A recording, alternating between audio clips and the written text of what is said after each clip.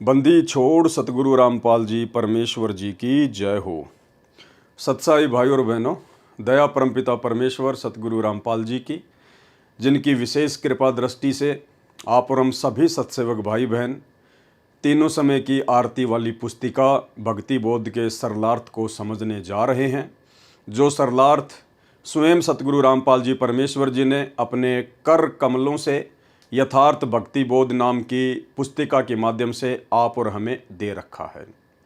हमने केवल परमपिता परमेश्वर जी के द्वारा किए गए सरलार्थ को वीडियो के माध्यम से समझना है, जानना है, भक्ति मार्ग के गूढ़ रहस्यों को पहचानना है और गुरुदेव भगवान के चरणों के प्रति उनको परमेश्वर मानते हुए दृढ़ हो जाना है। भाई और बहनों, ये तीसरा वीडियो है और अब आगे जो बातें होंगी वो मंगलाचरण से शुरू होंगी, लेकिन मंगलाचरण को पढ़ने से पहले आप और हम सभी भगत भाई बहनों ने परमेश्वर रामपाल जी की वर्तमान समय में परमात्मा वाली वास्तविक स्थिति को जानना बहुत ज़रूरी है। जब तक हम सतगुरु रामपाल जी परमेश्वर जी के परमेश्वर वाली स्थिति को नहीं जानेंगे, नहीं पहचानेंगे, तब तक हमें भक्ति बोध का सरलार्थ समझ में नहीं आएगा और उनकी वास्तविक परमात्मा वाली स्थिति को जानने के लिए, समझने के लिए हमने आदरणीय गरीबदास जी महाराज जी की जीवन लीला को पढ़ना पड़ेगा, उनकी जीवन लीला को समझना पड़ेगा। उसके बाद हमें भली भांति समझ में आ जाएगा कि वर्तमान में सतगुरु रामपाल जी कौन हैं, एक साधारण व्यक्ति हैं, साधारण संत हैं, या फिर आम इंसान के चोले में स्वयं सारी सृष्टि के रचनहार कबीर देव हैं। तो भाई और बहनों, समय ज़्यादा ना गवाते हुए हम परमपिता परमेश्वर सतगुरु रामपाल जी का जयकारा लगाएंगे, परमेश्वर जी से आशीर्वाद प्राप्त करेंगे कि परमेश्वर हमें सूक्ष्म दृष्टि प्रदान करें ताकि हम आपके द्वारा किए गए सरलार्थ को भली भांति पहचान सकें, जान सकें, समझ सकें। तो चलिए परमेश्वर जी से वंदना करते हैं, परमात्मा जी का जयकारा लगाते हैं। बंदी छोड़ सतगुरु रामपाल जी परमेश्वर जी की जय हो। परमपिता परमात्मा सारी सृष्टि के रचनहार, कुल मालिक, असंख्य ब्रह्मांडों के स्वामी, जगत गुरु, तीनों लोकों में प्रवेश करके सबका धारण पोषण करने वाले राजाधिराज, आत्माधार, नाथों के नाथ, देवों के देव महादेव, सर्वेश्वर महेश्वर, मृत्युंजय, अजरो अमर, आदि अनादि सनातनी प्रभु, जगत पिता जगदीश्वर, श्री श्री 1008 की उपाधि के वास्तविक अधिकारी, अकाल मूर्त सौद स्वरूपी राम वासुदेव, सर्वगतम ब्रह्म, परम पूज्य, प्रथम पूज्य, परम संत, परम पुरुष, परम धनी, परम दयालु, सत्य कबीर, हक्का कबीर, अल्लाहु कबीर, अल्लाहु अकबर, बाखबर, अल्लाह ताला, जगत के तारणहार, जगत के मुक्तिदाता, जगत के जगन्नाथ, हारे के सहारे, हिंदुओं के राम, मुसलमानों के अल्लाह, सिखों के वाहिगुरु, ईसाइयों के मसीह, दया के सागर दयानिधि, करुणा के सागर करुणानिधि, स्वयंभू परिभू, संकट मोचन, कष्ट हरण, मंगल करण, दुख भंजन, अविगत कबीर, निर्विकार निर्विषम परमात्मा, अलय अलेख सतगुरु, आदि अनादि सतगुरु, असली मर्यादा पुरुषोत्तम, असली राम, असली कृष्ण, असली घनश्याम, असली मुरारी, राजाओं के राजा, महाराजाओं के महाराजा, शहंशाहों के शहंशाह, सम्राटों के सम्राट, भगवानों के भगवान, अल्लाहों के अल्लाह, प्रभुओं के प्रभु, मसीहों के मसीह, सच्चे वाहिगुरु, बाबाओं के बाबा, पीरों के पीर, सेठों के सेठ, जगत सेठ, सावड़सा सेठ, सर्वगुण संपन्न, अनंत कोटि कलाओं के स्वामी, अनंत कोटि ब्रह्मांडों के नायक, योगियों में महायोगी, ध्यानियों में महाध्यानी, सिद्धों में परम सिद्ध, ज्ञानियों में तत्वज्ञानी, ब्रह्म ज्ञानी, महाज्ञानी, सर्वश्रेष्ठ ज्ञानी, युवा कबीर, समरथ कबीर, असंवाद, अमित ओझा, सच्चे रहनुमा, करीम अल्लाह, सुभान अल्लाह, दुनिया के अंतिम पैगंबर। 8 सितंबर 1951 से गांव धनाना, जिला सोनीपत, हरियाणा, भारतवर्ष की पावन भूमि में प्रकट रियल कल्कि भगवान श्री नारायण साकार हरि, रियल बाबा साहेब, संत श्रोमणी सतगुरु रामपाल जी परमेश्वर जी के चरण कमल में साध संगति से जुड़े हुए हम सभी सत्सेवक भाई बहनों का अनंत कोटि दंडवत प्रणाम। तो भाई और बहनों, भक्ति का मूल होता है सतगुरु, क्योंकि पूर्ण परमात्मा कबीर साहब सतगुरु रूप में ही धरती पर प्रकट होकर अपने तत्व ज्ञान का प्रचार प्रसार करते हैं, अपनी आत्माओं को अपने द्वारा रची गई सृष्टि की वास्तविक जानकारी देते हैं। तो परमेश्वर जी जिस समय पृथ्वी पर सतगुरु रूप में प्रकट होते हैं और यदि कोई भगत, कोई साधक उनकी सतगुरु रूप में प्रकट इस वास्तविक स्थिति को जान लेता है, पहचान लेता है और यदि आजीवन मर्यादा में रहकर भक्ति मार्ग पर लगा रहता है, तो भाई और बहनों, गुरुदेव भगवान कहते हैं ऐसी आत्मा के मोक्ष में कोई भी संशय नहीं होता है। तो सतगुरु रामपाल जी परमेश्वर जी को पहचानने के लिए जिस प्रकार से आज वो लीलामय रूप में धरती पर प्रकट हैं, एक आम व्यक्ति की तरह परमेश्वर लीला कर रहे हैं हमारी चरम दृष्टि को धोखा देते हुए, ठीक इसी प्रकार भाई और बहनों हमने गरीबदास जी महाराज जी की जीवन लीला को समझना है। यदि हमें इनकी जीवन लीला समझ में आ गई तो समझ लीजिएगा आपको सतगुरु रामपाल जी की पूरी जीवन लीला समझ में आ जाएगी। क्योंकि आदरणीय गरीबदास जी महाराज जी ने, जो कि स्वयं कबीर परमात्मा ही थे और आज से 300 साल पहले इन्होंने डबल रोल किया। ये कबीर साहब स्वयं परमात्मा सतलोक से जिंदा बाबा के रूप में आए और अपने ही दूसरे रूप में परमात्मा गरीबदास जी का रूप बनाकर पृथ्वी पर पहले से ही प्रकट थे। और परमेश्वर ने ऐसी लीला की कि आम व्यक्ति तो छोड़िए, 21 ब्रह्मांड का स्वामी ज्योति निरंजन भी धोखा खा जाए।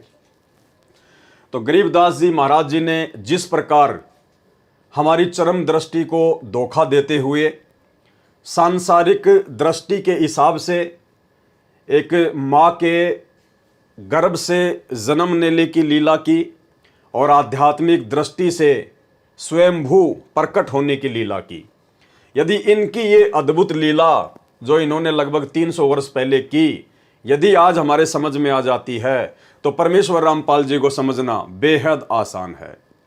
तो भाइयों और बहनों, क्या क्या समानता है गरीबदास जी महाराज जी की जीवन लीला में और परमेश्वर रामपाल जी की जीवन लीला में। हालांकि दोनों ही कबीर परमात्मा है, गरीबदास जी भी स्वयं ही कबीर परमात्मा है और परम पूज्य परमेश्वर सतगुरु रामपाल जी भी स्वयं ही कबीर परमात्मा है।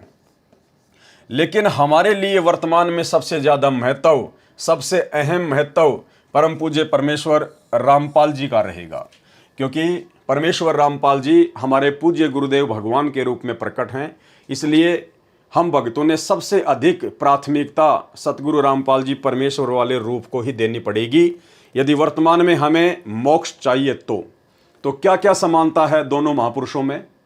जैसी इन्होंने लीला की काल को धोखा देते हुए, आप और हम सांसारिक जीवों की चरम दृष्टि को धोखा देते हुए, तो बंदी छोड़ गरीबदास जी महाराज जी का जो प्राकट्य स्थान है वो है हरियाणा में गांव करोथा, और इधर बंदी छोड़ सतगुरु रामपाल जी भगवान का भी जो प्राकट्य स्थान है वो भी हरियाणा में गांव धनाना है, यानी बिल्कुल सेम है, दोनों ही हरियाणा में प्रकट हुए।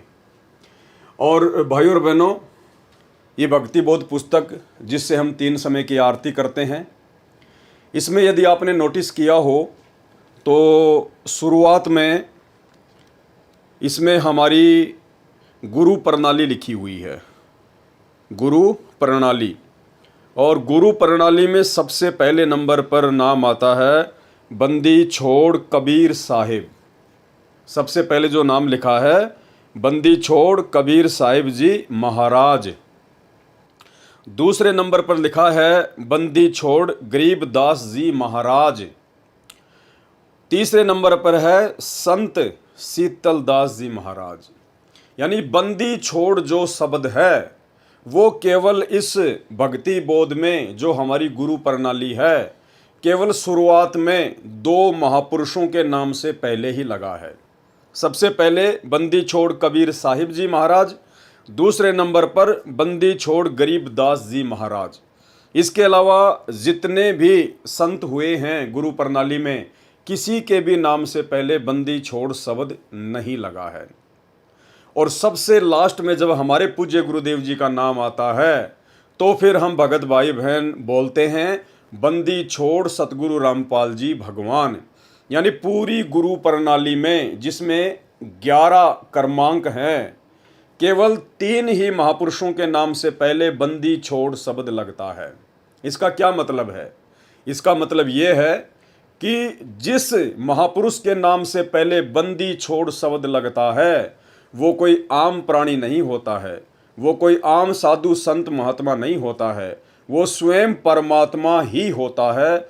बंदी छोड़ शब्द केवल कबीर परमात्मा के नाम से पहले ही लगता है और किसी के नाम से पहले नहीं। तो इससे ये साबित होता है कि संत गरीबदास जी और परम पूज्य परमेश्वर सतगुरु रामपाल जी भगवान, जिन दोनों महापुरुषों के नाम से बंदी छोड़ शब्द लगा है, इसका मतलब बंदी छोड़ शब्द का मतलब होता है कि वो परमेश्वर शुरू से ही बंदी छोड़ की भूमिका निभाता है, वो शुरू से ही परमात्मा की भूमिका निभाता है। अब देखिए भाइयों और बहनों, भूमिका तो नानक जी के रूप में भी स्वयं कबीर परमेश्वर जी ने ही निभाई थी। जब कबीर परमात्मा ने जिंदा महात्मा के रूप में बेई नदी से आदरणीय नानक जी को उनके शरीर से उनकी आत्मा को निकाल कर सतलोक लेकर गए और जब वापस उनकी आत्मा को छोड़ने का अभिनय किया, तो हम सबको पता है ज्ञान आधार से कि वापस आदरणीय नानक जी की आत्मा उस शरीर में नहीं आई थी। आदरणीय नानक जी एक अच्छी आत्मा थे, उनको परमेश्वर ने मिनी सतलोक में बैठा दिया था। उनको तो वर्तमान में मनुष्य जन्म देना था, दे दिया होगा या परमेश्वर आगे देंगे, उनकी मौज। उसके बाद नानक जी के रूप में सारी की सारी लीला स्वयं बंदी छोड़ कबीर साहिब जी ने ही की थी। लेकिन फिर भी नानक जी के नाम से पहले बंदी छोड़ शब्द नहीं लगा। क्यों? क्योंकि वो शुरू से ही बंदी छोड़ नहीं थे। नानक जी पहले एक जीव थे, आप और हमारी तरह एक सामान्य प्राणी थे, इंसान थे। जब उनको परमात्मा मिले बेई नदी पर, उसके बाद से परमात्मा ने नानक जी के रूप का सहारा लिया, यानी नानक जी वाले रूप में परमात्मा ने आगे लीलाएं की। इसलिए नानक जी के नाम से पहले बंदी छोड़ नहीं लगता, क्योंकि नानक जी शुरू से ही परमात्मा नहीं थे, शुरू से ही बंदी छोड़ नहीं थे। लेकिन आदरणीय गरीबदास जी के नाम से पहले बंदी छोड़ शब्द लगता है। इसका मतलब ये कोई भगत नहीं थे, कोई सामान्य आत्मा नहीं थी। ये शुरू से ही, जब से परमेश्वर ने संसार की चरम दृष्टि को धोखा देते हुए एक माँ के गर्भ से जन्म लेने वाली लीला की, तभी से ये परमात्मा बंदी छोड़ है। और दूसरी तरफ सतगुरु रामपाल जी परमेश्वर, जिनके नाम से पहले बंदी छोड़ लगता है, इन्होंने भी सांसारिक लोगों की, आप और हमारी चरम दृष्टि को धोखा देते हुए एक माँ के गर्भ से जन्म लेने की अद्भुत लीला करते हुए इन्होंने जो खेल रचा, जो अद्भुत लीला की, वो शुरू से ही की। इसलिए सतगुरु रामपाल जी के नाम से पहले बंदी छोड़ शब्द लगता है। और 650 साल पहले काशी बनारस में कबीर परमेश्वर जो सतलोक से आए थे, वो भी शुरू से ही परमात्मा थे, इसलिए उनके नाम से पहले बंदी छोड़ शब्द लगता है। इसके अलावा इस गुरु प्रणाली में और जितने भी संत महात्मा है, किसी के नाम से पहले भी बंदी छोड़ शब्द नहीं है। ये आप सबके घरों में है। ये हाथ कंगन को आरसी क्या, पढ़े लिखे को फारसी क्या, आप जी इसको पढ़कर देख सकते हैं। तो सबसे पहले नंबर पर है बंदी छोड़ कबीर साहिब जी महाराज, काशी उत्तर प्रदेश। दूसरे नंबर पर बंदी छोड़ गरीबदास जी महाराज, गांव छुडानी, झज्जर, हरियाणा। तीसरे नंबर पर संत शीतलदास जी महाराज। यहाँ बंदी छोड़ नहीं लगा, क्योंकि संत शीतलदास जी गरीबदास जी के शिष्य थे, वो एक जीव आत्मा थी, आप और हमारी तरह। संत शीतलदास जी महाराज, गांव बरहाना, जिला रोहतक, हरियाणा। चौथे नंबर पर संत ध्यानदास जी महाराज। पाँचवें नंबर पर संत रामदास जी महाराज। छठवें नंबर पर संत ब्रह्मानंद जी महाराज, गांव करोथा, जिला रोहतक, हरियाणा। सातवें नंबर पर संत जुगतानंद जी महाराज। आठवें नंबर पर संत गंगेश्वरानंद जी महाराज, गांव बाजिदपुर, दिल्ली। नौवें नंबर पर संत चिदानंद जी महाराज, गांव गोपालपुर धाम, सोनीपत, हरियाणा। 10वें नंबर पर संत राम देवानंद जी महाराज, तलवंडी भाई, फिरोजपुर, पंजाब। और 11वें नंबर पर पूर्ण परमेश्वर बंदी छोड़ सतगुरु रामपाल जी भगवान। तो बंदी छोड़ केवल 3 ही महापुरुषों के नाम से पहले लगता है। इसका मतलब आदरणीय गरीबदास जी महाराज शुरू से ही परमात्मा थे, बंदी छोड़ थे, प्रकट होने की लीला की। इसी प्रकार सतगुरु रामपाल जी परमेश्वर शुरू से ही बंदी छोड़ हैं, केवल इन्होंने प्रकट होने की लीला की है। इसके अलावा आदरणीय गरीबदास जी महाराज एक किसान परिवार में आए और जाट बिरादरी में आए। ठीक इसी प्रकार सतगुरु रामपाल जी परमेश्वर वर्तमान में एक किसान परिवार में आए और जाट बिरादरी में ही आए। वैसे संतों की कोई बिरादरी नहीं होती है, कोई जाति नहीं होती है। कहते हैं जाति न पूछो संत की, पूछ लीजियो ज्ञान, मोल करो तलवार का, पड़ी रहन दो म्यान। संतों से केवल ज्ञान पूछना चाहिए, लेकिन हम भाई बहन अपने परमेश्वर की वास्तविक स्थिति को समझने के लिए थोड़ा सा सहारा ले रहे हैं। तीसरे नंबर पर आदरणीय गरीबदास जी महाराज जी के मुंह बोले माता पिता, जिनकी माता जी का नाम था श्रीमती रानी देवी और जिनके पिताजी का नाम था श्री बलराम जी। ठीक इसी प्रकार सतगुरु रामपाल जी परमेश्वर जी के मुंह बोले माता पिता का नाम, माता जी का नाम था भगतमती इंद्रो देवी और पिताजी का नाम था श्री नंदराम जाट। आदरणीय गरीबदास जी महाराज जी साधारण वेशभूषा में रहा करते थे, जिस प्रकार हरियाणा का आम व्यक्ति रहता है या विशेषकर हरियाणा के जाट समाज से संबंधित जो किसान भाई है वो पहना करते थे, धोती कुर्ता या कुर्ता पायजामा। इन्होंने कोई भी आडंबर, लाल कपड़े, पीले कपड़े, कोई भी विशेष आडंबर इन्होंने अपने जीवन में नहीं किया। ठीक इसी प्रकार वर्तमान में परम पूज्य परमेश्वर सतगुरु रामपाल जी बिल्कुल साधारण वेशभूषा जैसा कि हरियाणा का आम व्यक्ति पहनता है या विशेषकर हरियाणा में जाट बिरादरी से संबंधित लोग पहनते हैं, कुर्ता पायजामा या धोती कुर्ता। आदरणीय गरीबदास जी महाराज जी ने शादी भी की और संतान भी उत्पन्न हुई। उनकी 6 संतानें थी। इधर परमेश्वर रामपाल जी ने भी लीलामय रूप से शादी भी की और संतान उत्पत्ति भी हुई, 4 संतान। यहाँ एक चीज़ हमें समझने की आवश्यकता है भाइयों और बहनों, क्योंकि यह अध्यात्म है, ये काल मिनट मिनट में मन में शंका पैदा करेगा।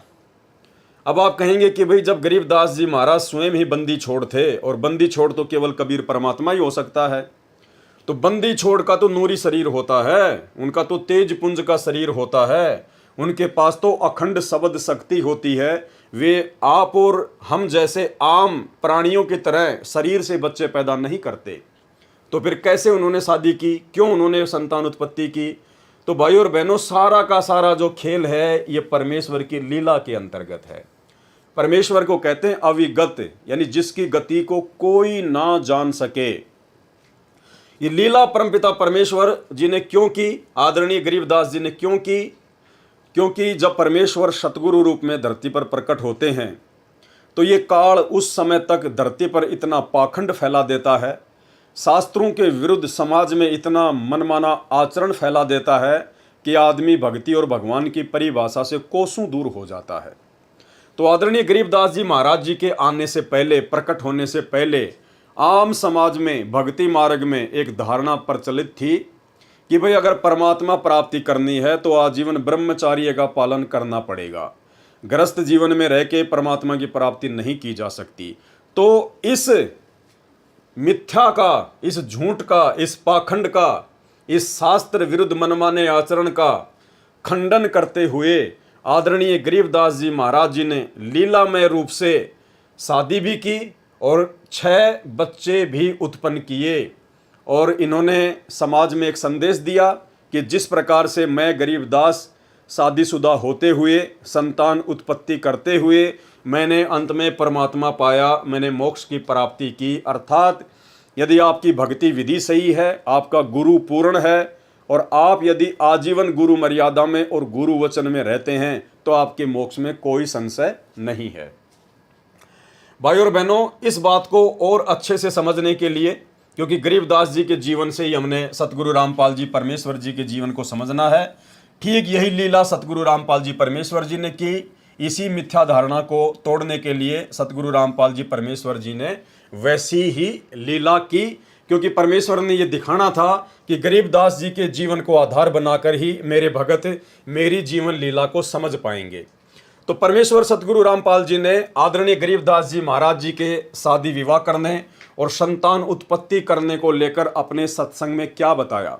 परमेश्वर ने बताया कि गरीबदास जी तो स्वयं बंदी छोड़ थे, परमात्मा थे, उनको बच्चे उत्पन्न करने की आवश्यकता नहीं थी, लेकिन उन्होंने ऐसा क्यों किया?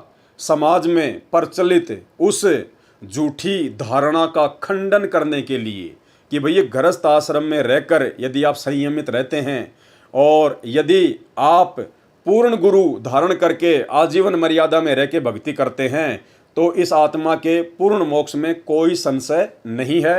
तो सुनिए सतगुरु रामपाल जी परमेश्वर जी के मुख कमल से वो अमर सत्संग, जिसमें उन्होंने आदरणीय गरीबदास जी महाराज जी के पूर्ण परमात्मा होते हुए भी शादी करने और बच्चे उत्पन्न करने को लेकर क्या कुछ कहा है, और उसके बाद में आपको आसानी से समझ में आ जाएगा कि ठीक वही लीला सतगुरु रामपाल जी परमेश्वर जी ने वर्तमान में शादी करने और संतान उत्पत्ति करके की है। तो सुनिए गुरुदेव के मुख कमल से छोटा सा सत्संग। लेकिन बंदी छोड़ गरीबदासियों ने इसको बहुत आसान किया है। इसको ऐसा मार्ग बता दिया है कि आप काम करते हुए अपने खेत में, जैसे उन्होंने उदाहरण दे के बताया, नहीं तो उस भगवान ने यहां पर आने की कोई आवश्यकता नहीं थी और ना ही उन्होंने बच्चे पैदा करने की आवश्यकता थी, क्योंकि वो पूर्ण ब्रह्म परमात्मा थे। लेकिन हमारे इस भ्रम को दूर करने के लिए कि आपके मन में क्या जमा हो चुकी है, हमारे अंदर भी यही थी। हम तो एक साधारण सा अपना नाम ले लिया करते थे, आरती कर लिया करते थे, जब तक हमने पूर्ण ज्ञान नहीं हुआ था, इस उद्देश्य से कि हमारे थोड़े बहुत काम सर जाएंगे, भगवान की आरती कर लें। बाकी प्राप्ति की हमें कोई उम्मीद नहीं थी, परमात्मा प्राप्ति की। जब से बंदी छोड़ गरीबदासियों का, कबीर साहिब का ज्ञान देखा, इसको समझा, और वे साथ में ये भी पता चला कि ये गृहस्थी थे, बाल बच्चेदार थे, इन्होंने अपने बच्चों के सारी ये क्रियाक्रम किया, विवाह भी किया और साथ में उनका पालन पोषण भी किया और फिर भक्ति करके परमात्मा प्राप्ति भी की। तो जब हमारे मन में यह कुछ उत्सुकता पैदा हुई कि जब बंदी छोड़ गरीबदास जी सारे काम को करते हुए पार हुए तो हम भी हो सकते हैं। उसके बाद आदरणीय गरीबदास जी महाराज जी को सतलोक से चलकर स्वयं परमात्मा आकर मिले। कहाँ मिले? गांव छुडानी के खेतों में। जिस समय गरीबदास जी महाराज अपने कुछ 10-12 साथियों के साथ में गायें चरा रहे थे, उस समय जिंदा महात्मा के रूप में कबीर परमेश्वर इनको आकर मिले और जिसके प्रत्यक्ष दृष्टा इनके साथी 8-10 जो ग्वाले थे, जो पाली थे, जो इनके साथ में गौवें चरा रहे थे, उन्होंने भी उनको देखा। ठीक इसी प्रकार सतगुरु रामपाल जी परमेश्वर, अब हालांकि ये तो स्वयं ही परमात्मा है, स्वयं ही परमेश्वर हैं, इनको कौन आके मिलेगा, लेकिन फिर भी परमेश्वर जी ने एक आम व्यक्ति की भूमिका निभाते हुए ये दर्शाया कि मुझे भी मार्च 1997 में दिन के 10 बजे कबीर परमात्मा आकर मिले। ये सत्संग आपने गुरुदेव भगवान के मुख कमल से कई बार सुन रखा होगा, जिसमें गुरुदेव ने कहा है कि सन 1997 में जब वो ठीक का समय आया कि जब आवेगा 5505 तब ये वचन मेरा होगा साचा, 5000 अरु 500 जब कलयुग बीत जाए, महापुरुष फरमान तब जग तारन को आए। तो कलयुग के 5500 वर्ष सन 1997 में कंप्लीट होते हैं।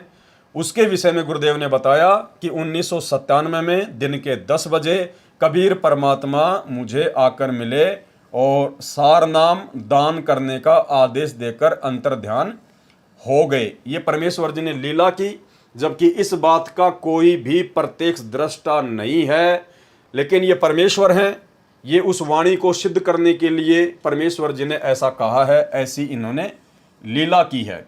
और परमेश्वर जी ने यदि कहा है गुरुदेव भगवान ने, और कहते हैं साध वचन पलटे नहीं चाहे पलट जाए ब्रह्मांड, तो परमेश्वर जी ने ये लीला आप और हम भगत भाई बहनों को समझाने के लिए और अध्यात्म में परमेश्वर की उस अमर वाणी को सत्य साबित करने के लिए कि 5000 और 500 जब कलयुग बीत जाए, महापुरुष फरमान तब जग तारन को आए, ऐसी लीला परमात्मा ने की। तो परमेश्वर आदरणीय गरीबदास जी महाराज जी को भी आकर मिले और परमेश्वर परम पूज्य परमेश्वर सतगुरु रामपाल जी परमेश्वर जी को भी आकर मिले, अर्थात स्वयं का स्वयं से ही मिलन हुआ। उसके बाद में आदरणीय गरीबदास जी महाराज जी ने परमात्मा के मिलने से पहले भी चमत्कार किया, जिससे ये सिद्ध हो, ये साबित हो कि आदरणीय गरीबदास जी कोई सामान्य व्यक्ति नहीं थे, बल्कि स्वयं ही बंदी छोड़ थे, कबीर परमात्मा थे। क्या चमत्कार किया इन्होंने? जब आदरणीय गरीबदास जी महाराज लीलामय रूप से मात्र 3 ही दिन के हुए थे, मात्र 3 ही दिन के, तीसरे दिन इन्होंने अर्जुन और सरजुन को गांव छुडानी में बुलवाकर सार नाम दिया। कब? मात्र 3 दिन की आयु में, जब गरीबदास जी मात्र 3 दिन के ही थे। तो इससे साबित होता है कि गरीबदास जी महाराज जी स्वयं परमात्मा थे, स्वयं ही कबीर साहिब थे। अब यहाँ सतगुरु रामपाल जी परमेश्वर जी ने परमात्मा के मिलने से पूर्व, यानी 1997 में परमात्मा के मिलने से पूर्व उन्होंने क्या चमत्कार किया, कैसे उन्होंने ये साबित किया कि मैं स्वयं कबीर परमात्मा हूं, कोई परमात्मा का भेजा हुआ संत नहीं हूं। तो परमात्मा के मिलन से पूर्व चमत्कार सन 1992 की ये घटना है, क्योंकि सतगुरु रामपाल जी परमेश्वर जी ने लीलामय रूप से मुंह बोला गुरु बनाते हुए आदरणीय राम देवानंद जी को 17 फरवरी 1988 को नाम दीक्षा ली थी। और आदरणीय राम देवानंद जी से परमात्मा ने लीलामय रूप में सत्संग करने की जो आज्ञा थी वो ली थी 1993 में। लेकिन घटना है 1992 की, सन 1992 की ये घटना है, जिस समय परमात्मा केवल एक भगत की भूमिका में थे, एक आम व्यक्ति की भूमिका में थे। तो 1992 की वो घटना जिसका जिक्र परमात्मा ने अपने ही छोटे भाई महेंद्र के मुख से करवाया। सतगुरु रामपाल जी परमेश्वर जी के छोटे भाई महेंद्र जी, जिन्होंने अपना इंटरव्यू दिया सन 2013 में सतलोक आश्रम बरवाला में, और अपने इंटरव्यू में उन्होंने कहा कि एक समय मेरी नौकरी भी रोहतक में थी, क्योंकि वो हरियाणा पुलिस में डीजी के ड्राइवर थे, और सतगुरु रामपाल जी परमेश्वर जी उस समय जूनियर इंजीनियर की नौकरी करते थे। तो दोनों की पोस्टिंग हरियाणा के रोहतक में थी। तो महेंद्र जी ने बताया कि जब लंच होता था तो गुरुजी मेरे पास में आ जाया करते थे। उस समय तक मैंने नाम दीक्षा नहीं ली थी, वो मुझे बहुत समझाया करते थे, लेकिन ये ज्ञान मेरी समझ में नहीं आया। लेकिन काफ़ी समय बाद में जब उन्होंने ज़्यादा ही दबाव डाला तो मैंने कहा जी मैं भक्ति तो कर लूँ, मैं नाम दीक्षा तो ले लूँ, लेकिन मेरे से शराब नहीं छूटती है, ये ड्रिंक करना नहीं छूट रहा मेरे से। तो सन 1992 में जिस समय तक सतगुरु रामपाल जी स्वयं भक्ति किया करते थे, एक भगत की भूमिका में थे, 1992 में सतगुरु रामपाल जी परमेश्वर जी ने अपने छोटे भाई महेंद्र को आशीर्वाद दिया, उनसे कहा कि जा आज के बाद नहीं पिएगा। और भाइयों और बहनों, महेंद्र ने कहा कि वो 1992 का दिन है और आज का दिन है, मैंने शराब को छुआ तक नहीं है। तो घटना 1992 की, जिस समय सतगुरु रामपाल जी परमेश्वर जी एक भगत की भूमिका में थे, और एक भगत, इस कबीर पंथ में भगत का ये नियम होता है कि वो ना किसी को आशीर्वाद दे सकता है, ना किसी का आशीर्वाद वो ले सकता है। लेकिन परमेश्वर रामपाल जी ने अपने आप को परमात्मा साबित करना था, इसलिए परमेश्वर ने परमात्मा के मिलन से पूर्व एक भगत की भूमिका में सन 1992 में यह चमत्कार किया, और उसके बाद महेंद्र का जीवन बदल गया। उसने कभी जिंदगी में शराब को छुआ भी नहीं। ये महेंद्र का कहना है कि मैंने शराब को छुआ नहीं, उसने छुआ या नहीं छुआ ये हमें नहीं पता, लेकिन उसका अपने इंटरव्यू में ये कहना है। लेकिन घटना 1992 की है, जो महेंद्र जी स्वयं अपने मुख कमल से बोल रहे हैं। तो सुनिए महेंद्र जी का ये छोटा सा इंटरव्यू, ताकि आपको यकीन हो कि हाँ, सतगुरु रामपाल जी परमेश्वर शुरू से ही परमात्मा है, ना कि 1994 में या 97 में जाकर वो परमात्मा बने हैं। फिर मेरे जीवन में एक ऐसी घटना घटी, 1992 की बात है, कि मैं एक डीआईजी को लेकर के मधुबन गया हुआ था, पुलिस ट्रेनिंग सेंटर के अंदर।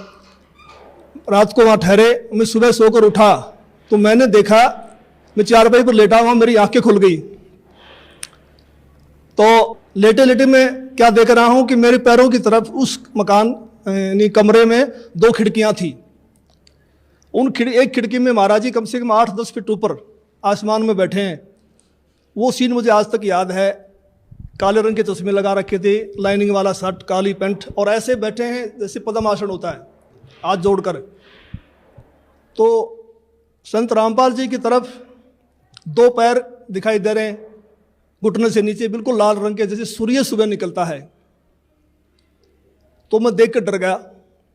मैंने अपनी घड़ी देखी, उस द्वार पे एक घड़ी लगी हुई थी, उसको देखा भी 7 बज गए हैं। दूसरी खिड़की से देखा तो शहतूत का पेड़ है, चिड़िया बैठी हैं, लेकिन मैं ये सीन क्या देख रहा हूँ? कम से कम 5 मिनट मैंने सीन को देखा।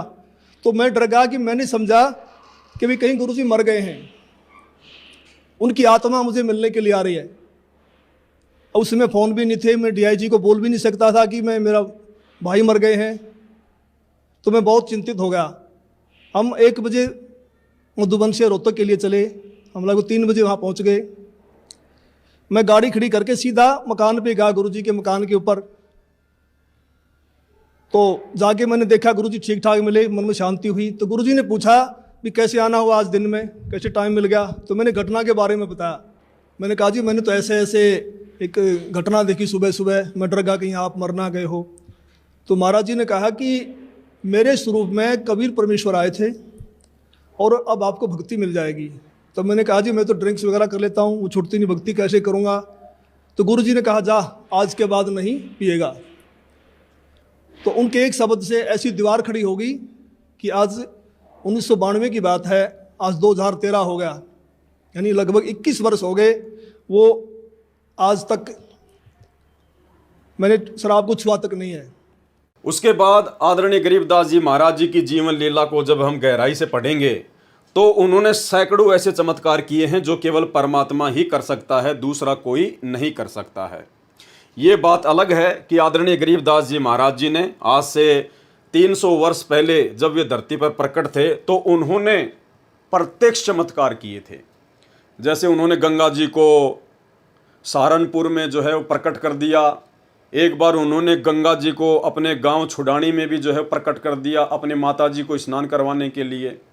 और भी बहुत सारे इन्होंने चमत्कार किए। और उस समय इनके द्वारा जो प्रत्यक्ष चमत्कार किए जाते थे उनका रीज़न ये था कि गरीबदास जी के समय में भक्ति युग नहीं था, वो प्राइम टाइम नहीं था, मोक्ष प्राप्ति का समय नहीं था।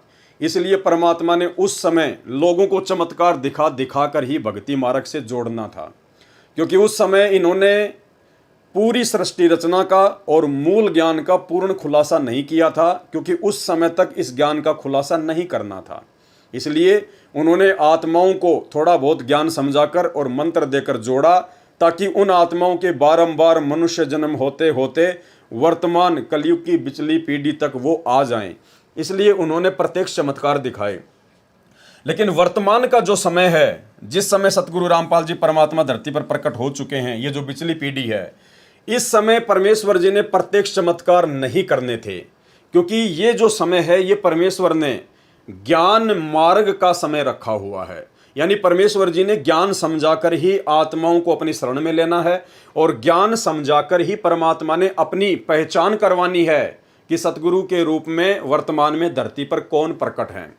अगर ये परमात्मा आज आदरणीय गरीबदास जी महाराज जी के तरह सीधे चमत्कार करने लग जाए, सीधे सीधे मुर्दों को जिंदा करने लग जाए, या आशीर्वाद देकर मुर्गी को हाथी बना दे, हाथी को मुर्गी बना दे, तो पूरी दुनिया इनके पीछे लग जाएगी, पूरी दुनिया। और फिर ये पता ही नहीं चल पाएगा कि कौन व्यक्ति इनके ज्ञान को समझकर इनसे जुड़ रहा है और कौन व्यक्ति देखा देखी में अंधभक्ति के तहत जुड़ रहा है।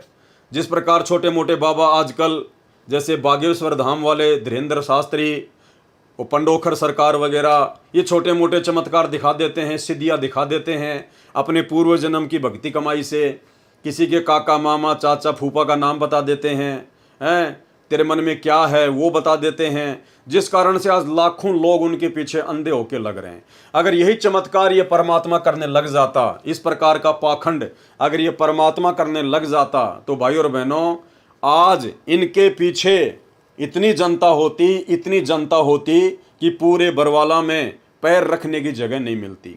लेकिन परमेश्वर ने ऐसा नहीं करना था, क्योंकि ये भक्ति मार्ग है, यथार्थ सत्य भक्ति मार्ग है, शास्त्र अनुकूल भक्ति मार्ग है। परमात्मा ने अपनी हंस आत्माओं को, जिनके लिए परमात्मा युगों युगों से भटक रहे हैं, काल के साथ आंख मिचोली का खेल खेलते हुए, तो परमेश्वर ने केवल अपना सत्य आध्यात्मिक ज्ञान देकर, सृष्टि रचना का ज्ञान देकर जीव आत्माओं से ज्ञान आधार से अपनी पहचान करवानी है। और जो आत्मा इनको ज्ञान से पहचानेगी वही आत्मा सतलोक जाने की अधिकारी होगी। इसलिए आज सतगुरु रामपाल जी परमेश्वर जी ने प्रत्यक्ष चमत्कार ना करके गुप्त रूप में सैकड़ों नहीं बल्कि लाखों चमत्कार किए हैं। इन्होंने मुर्दों को जिंदा किया है। ऐसे ऐसे असाध्य रोगों से पीड़ित लोग जिनको देश की बड़ी बड़ी हॉस्पिटल, एम्स, पीजीआई, अपोलो, वहाँ के डॉक्टरों ने जवाब दे दिया कि हमारे पास आपके रोग का कोई इलाज नहीं है, मेडिकल साइंस इसके आगे फेल है, इतने दिनों बाद में आपकी मृत्यु निश्चित है। और जब से उन लोगों ने सतगुरु रामपाल जी परमेश्वर जी से नाम दीक्षा ली, आज वो घोड़े की तरह बिल्कुल स्वस्थ हैं। कोई कह भी नहीं सकता कि ये रोग आपको कभी जीवन में था। तो परमेश्वर ने सैकड़ों नहीं, हजारों नहीं बल्कि लाखों ऐसे गुप्त चमत्कार किए हैं, जिनके चमत्कारों से प्रभावित होकर आज लाखों की संख्या में भगत लोग इनके भक्ति मार्ग पर लगे हुए हैं। इसके अलावा आदरणीय गरीबदास जी महाराज जी ने सदग्रंथ साहिब की रचना की। सदग्रंथ साहिब जिसमें भक्ति का पूरा विधान है, जो कि 5वां वेद भी कहा जाता है, जिसमें 24,000 वाणियाँ हैं। और सदग्रंथ साहिब की एक मुख्य खासियत, सदग्रंथ साहिब जिसमें 24,000 वाणियाँ हैं, जो गरीबदास जी महाराज जी ने संत गोपाल दास जी को निमित्त बनाकर लिखवाया था, जिसका वर्तमान में आश्रमों में पाठ चलता है। भाई और बहनों, उस अमर ग्रंथ में पूरे विश्व की सभी भाषाओं का समावेश है। यानी पूरी दुनिया के जितने भी देश हैं, उन देशों में जो जो भाषा चलती है, हर भाषा के शब्द आदरणीय गरीबदास जी महाराज जी के सदग्रंथ साहिब में लिपिबद्ध हैं।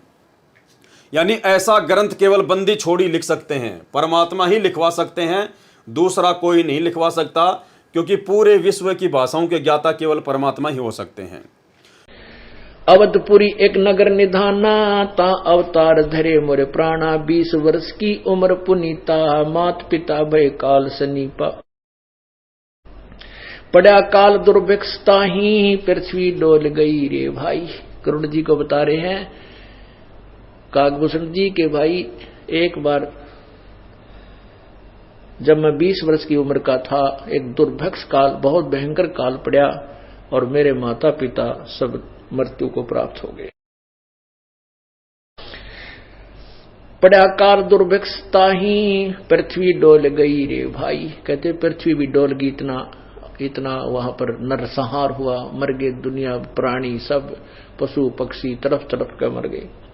पड़ा काल दुर्भिक्ष अपारा, मनुष्य मनुष्य का करे आहारा। कितनी प्यारी लैंग्वेज बोली जा रही है गरीबदास साहिब जी, जो कभी पढ़े नहीं थे और अशिक्षित थे, और कितनी अच्छी लैंग्वेज उन्होंने बोला है। ये वो विद्वान थे। एक अक्षर एक कोई भाषा विशेष के जानकार होने से विद्वान नहीं होता। जैसे कोई संस्कृत जानता है तो उसको अंग्रेजी नहीं आती, वो किसा विद्वान, उसने फारसी नहीं आती, पंजाबी नहीं आती।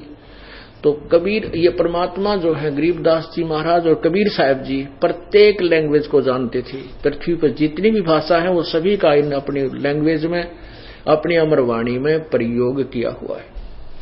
तो इससे सिद्ध है कि ये विद्वान थे। और इधर आदरणीय गरीबदास जी महाराज जी के द्वारा लिखे गए उसी सदग्रंथ साहिब का खुलासा, जिस सदग्रंथ साहिब में दुनिया की तकरीबन 3000 के आसपास भाषाओं का समावेश है, 3000 के आसपास। आज उस सदग्रंथ साहिब का खुलासा कौन कर रहा है? किसने सदग्रंथ साहिब का खुलासा किया? सन 1994 से एकमात्र महापुरुष इस पृथ्वी पर सतगुरु रामपाल जी परमेश्वर जी हैं, जिन्होंने विश्व की 3000 से ज्यादा भाषाओं के शब्द युक्त आदरणीय गरीबदास जी महाराज जी के द्वारा लिखवाए गए सदग्रंथ साहिब का खुलासा किया। अन्यथा गरीबदास जी के पंथ को चले हुए 300 वर्ष हो गए। इतने कबीरपंथी साधु संत महात्मा हैं, आज तक कोई भी इस सदग्रंथ साहिब का खुलासा नहीं कर पाया और ना ही भविष्य में कर पाएंगे। तो ये स्वयं परमात्मा है जिन्होंने 3000 से ज्यादा भाषाओं से युक्त आदरणीय गरीबदास जी महाराज जी के सदग्रंथ साहिब का खुलासा किया और वर्तमान में कर रहे हैं।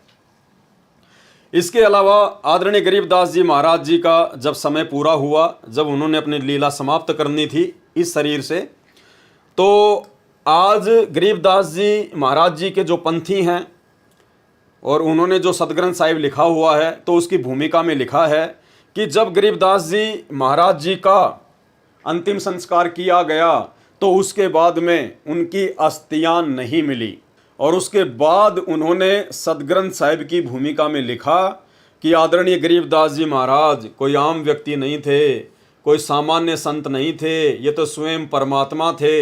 इनका तो शब्द स्वरूपी शरीर था, इनकी तो तेज पुंज की देह थी, इनकी तो अस्थि भी नहीं मिली। मतलब इनके रहते सहते तो इनको बावलिया कहा करते थे, पागल कहा करते थे, छोरी का छोरा कहा करते थे, लड़की का लड़का कहा करते थे, गांव का दोहता कहा करते थे। और इनके जाने के बाद जब लोगों ने देखा कि इनकी चिता में अस्थि ही नहीं है, तो फिर इनको परमात्मा मानने लग गए, इनको बंदी छोड़ कहने लग गए। भाई उसके बाद क्या फ़ायदा। और भाई बहनों, इधर जब परमेश्वर सतगुरु रामपाल जी इस काड़ लोक से अपनी लीला पूरी करेंगे, वापस अपने निज लोक सतलोक को जाएंगे, तो भाई और बहनों ये परमात्मा सशरीर सतलोक में जाएगा, सशरीर।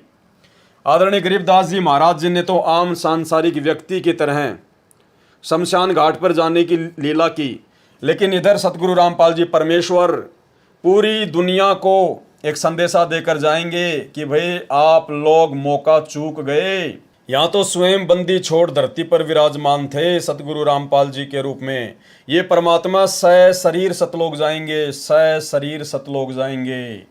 और तभी इनका ये भक्ति मार्ग यथार्थ 13वां कबीर पंथ 1000 वर्ष तक निर्बाध रूप से और उसके बाद कई लाखों वर्ष तक इस कलयुग में चलेगा। इसलिए परमात्मा ऐसी ही लीला यहाँ से करके जाएंगे ताकि दुनिया इनको परमेश्वर मानकर फिर इनके भक्ति मार्ग पर दृढ़ता से लगी रहेगी। इसके अलावा जब आदरणीय गरीबदास जी महाराज जी ने छुड़ानी में अपना शरीर छोड़ा, उसके बाद में उसी शरीर में उसी अवस्था में ये उत्तर प्रदेश के सहारनपुर में अपने प्रिय भगत भूमड़ सैनी के घर पर प्रकट हो गए। भगत भूमड़ दास अर्थात भूमड़ सैनी जो इनका भगत था, जो सहारनपुर से सत्संग सुनने के लिए गांव छुड़ानी में आया करता था। एक समय जब वो भगत आया हुआ था तो गुरुदेव भगवान ने बताया कि आदरणीय गरीबदास जी ने कहा कि भाई आज के बाद आपको गांव छुड़ानी में नहीं आना है। कारण पूछा तो परमेश्वर जी ने बताया, गरीबदास जी ने बताया कि मैं आपके पास सहारनपुर में ही आऊँगा। तो इन्होंने छुड़ानी में शरीर छोड़ने के बाद में उसी शरीर में ये लगभग 35 वर्ष तक उत्तर प्रदेश के सहारनपुर में रहे। और भाई और बहनों, इधर सतगुरु रामपाल जी परमेश्वर वर्तमान में भी शब्द रूप में अपने सतसेवक बच्चों के घरों पर विराजमान हैं, प्रकट हैं। और सतलोक जाने के बाद भी ये परमात्मा शब्द रूप में अपने प्रत्येक बच्चे के साथ में, अपने प्रत्येक भक्तों के घरों में, जो भगत अपने घर को ही आश्रम बना लेंगे उन भक्तों के घरों पर परमात्मा विराजमान रहेंगे, प्रकट रहेंगे शब्द रूप में। और जब भगत को आवश्यकता पड़ी परमेश्वर के शरीर की, तो ये तो परमात्मा है, ये तो शरीर भी धारण कर लेगा, इसमें कोई संशय नहीं है। और इस प्रकार की लीलाएं परमात्मा करेंगे जिससे भक्तों का दृढ़ विश्वास भक्ति मार्ग पर लाखों साल तक बना रहेगा। तो भाई और बहनों, ये कुछ समानताएं हैं जो हमें ये शिक्षा देती हैं, हमारे विश्वास को दृढ़ करती हैं कि जिस प्रकार आदरणीय गरीबदास जी महाराज जी ने भी एक आम व्यक्ति की लीला की, एक आम सांसारिक पुरुष की इन्होंने लीला की, और अंत में पता चला कि ये तो परमात्मा थे, तो बंदी छोड़ते स्वयं ही कबीर साहिब थे। और इधर वही सारी की सारी लीला सतगुरु रामपाल जी परमेश्वर जी ने की है और कर रहे हैं और आने वाले समय में करेंगे। तो इससे साबित हो जाता है कि सतगुरु रामपाल जी परमेश्वर धरती पर स्वयं परमात्मा हैं, बंदी छोड़ हैं, सारी सृष्टि के रचनहार हैं। और हम भक्तों को किसी भी प्रकार का कोई डाउट इनकी लीला के ऊपर, इनके लीला में जीवन चरित्र के ऊपर नहीं होना चाहिए। इसके अलावा आदरणीय गरीबदास जी महाराज जी ने 24,000 वाणियों से युक्त सतग्रंथ साहिब को लिखवाया, उनकी रचना करवाई, लेकिन आदरणीय गरीबदास जी महाराज जी ने उन वाणियों का कभी खुलासा नहीं किया, कभी भी इन्होंने खुलासा नहीं किया, केवल वाणियां इन्होंने लिखवा दी सदग्रंथ साहिब के रूप में। और इधर सतगुरु रामपाल जी परमेश्वर जी उसी सदग्रंथ साहिब का खुलासा कर रहे हैं। भक्ति बोध, यथार्थ भक्ति बोध नामक पुस्तक में उन्होंने आदरणीय गरीबदास जी महाराज जी के सदग्रंथ साहिब का खुलासा किया। और सन 1994 में जब सतगुरु रामपाल जी परमेश्वर जी ने सत्संग करना शुरू किए, तो सन 1994 से लेकर 2000 तक आदरणीय गरीबदास जी महाराज जी के सदग्रंथ साहिब को आधार बनाकर ही सतगुरु रामपाल जी ने सत्संग किए, प्रवचन किए और उस ग्रंथ साहिब का पूर्ण खुलासा किया। आप जी 1997 के जिंद के सत्संग, रोहतक के सत्संग और करोथा के सत्संग सुन सकते हैं। वो जितने भी सत्संग हैं जो कि ऑडियो में हैं, सारे के सारे आदरणीय गरीबदास जी महाराज जी के द्वारा लिपिबद्ध करवाए गए विश्व की 3000 से ज़्यादा भाषाओं के शब्दों युक्त सदग्रंथ साहिब को आधार बनाकर ही पूज्य गुरुदेव जी ने सत्संग किया। तो लिखा आदरणीय गरीबदास जी महाराज जी ने और आज उसका खुलासा किया सतगुरु रामपाल जी परमेश्वर जी ने। यानी पूरे विश्व की भाषाओं के जानकार या तो गरीबदास जी महाराज जी थे या वर्तमान में सतगुरु रामपाल जी परमेश्वर जी हैं। अवधपुरी एक नगर निधाना, ता अवतार धरे मोरे प्राणा। 20 वर्ष की उम्र पुनीता, मात पिता भय काल सनीपा। पड़ा काल दुर्भिक्षता ही, पृथ्वी डोल गई रे भाई। करुण जी को बता रहे हैं काकभूषण जी के भाई, एक बार जब मैं 20 वर्ष की उम्र का था, एक दुर्भिक्ष काल, बहुत भयंकर काल पड़ा और मेरे माता पिता सब मृत्यु को प्राप्त हो गए। पड़ा काल दुर्भिक्षता ही, पृथ्वी डोल गई रे भाई। कहते पृथ्वी भी डोल गई, इतना वहां पर नरसंहार हुआ, मर गए दुनिया, प्राणी सब, पशु पक्षी तरफ तरफ का मर गए। पड़ा काल दुर्भिक्ष अपारा, मनुष्य मनुष्य का करे आहारा। कितनी प्यारी लैंग्वेज बोली जा रही है गरीबदास साहिब जी, जो कभी पढ़े नहीं थे और अशिक्षित थे, और कितनी अच्छी लैंग्वेज उन्होंने बोला है। ये वो विद्वान थे। एक अक्षर एक कोई भाषा विशेष के जानकार होने से विद्वान नहीं होता। जैसे कोई संस्कृत जानता है तो उसको अंग्रेजी नहीं आती, वो किसा विद्वान, उसने फारसी नहीं आती, पंजाबी नहीं आती।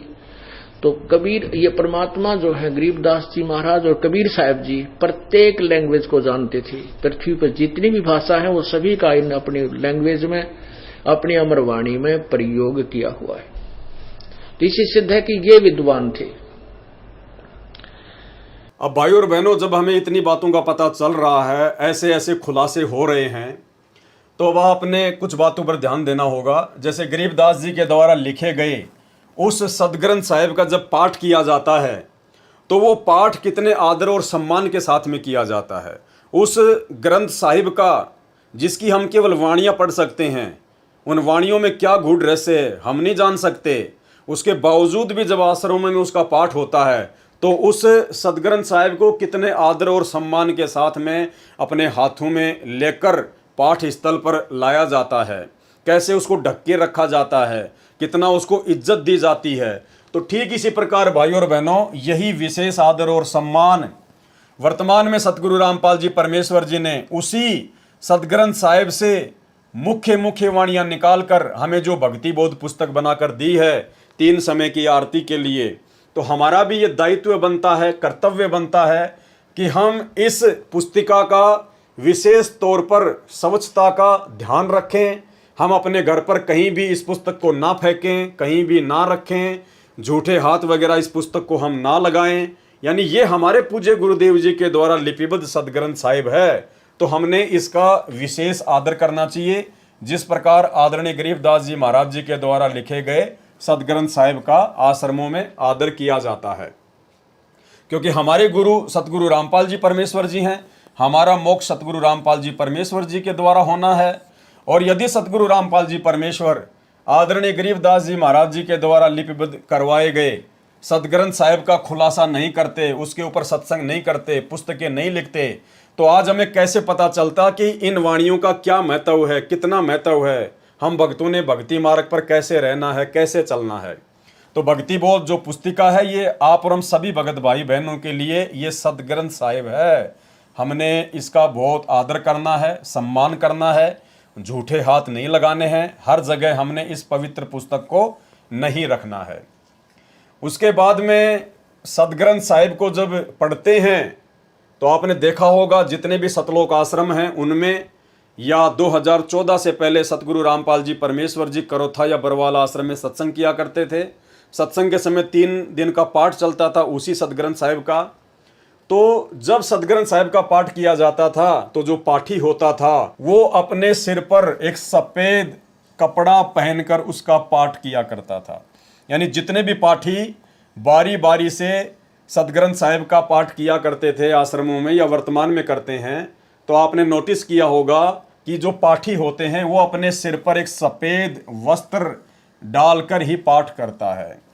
तो वैसे हम सत्सेवक भाई बहन तो काफ़ी लंबे समय से जब भी हम तीनों समय की आरती करते हैं भक्ति बोध पुस्तक को हाथ में लेकर, तो हम सभी भगत भाई बहन अपने अपने सिर पर सफ़ेद जो कपड़ा है वो डालकर ही आरती करते हैं। और जो माता बहनें हैं जो अपने सर पर कोई चुन्नी वगैरह या वैसे दूसरा अपना कोई वस्त्र पहनती हैं, तो उनको अलग से कोई सफ़ेद वस्त्र अपने सिर पर डालने की आवश्यकता नहीं है। लेकिन जो पुरुष भगत हैं वो अपने सर पर सफ़ेद कपड़ा ओढ़ कर ही तीनों समय की आरती करते हैं, इन वाणियों का पाठ करते हैं। इसके अलावा आपने ये भी देखा होगा इन आश्रमों में कि जब जब आदरणीय गरीबदास जी के द्वारा लिपिबद्ध करवाए गए सदग्रंथ साहिब का पाठ किया जाता है तो पाठी अपने मुंह से बोलकर ही पाठ करता है। आदरणीय गरीबदास जी के सदग्रंथ साहिब को सामने रखकर जो पाठी होते हैं वो अपने मुंह से बोलकर पाठ करते हैं। तो भाइयों और बहनों, हमारा सदग्रंथ साहिब है भक्ति बोध, हमारे पूज्य गुरुदेव भगवान के द्वारा लिखा हुआ है। हमने भी केवल इसका पाठ करना है।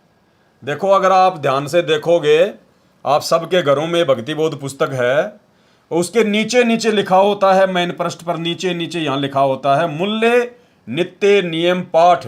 यानी गुरुदेव भगवान ने जब हमें नाम दीक्षा दी, जब हमें नाम दीक्षा प्राप्त होती है तो उस समय हमारे को निःशुल्क ये भक्ति बोध मिलती है। और उस समय भाइयों और बहनों जब हम देखेंगे इस भक्ति बोध के यहाँ पर तो नीचे लिखा हुआ है मूल्य नित्य नियम पाठ।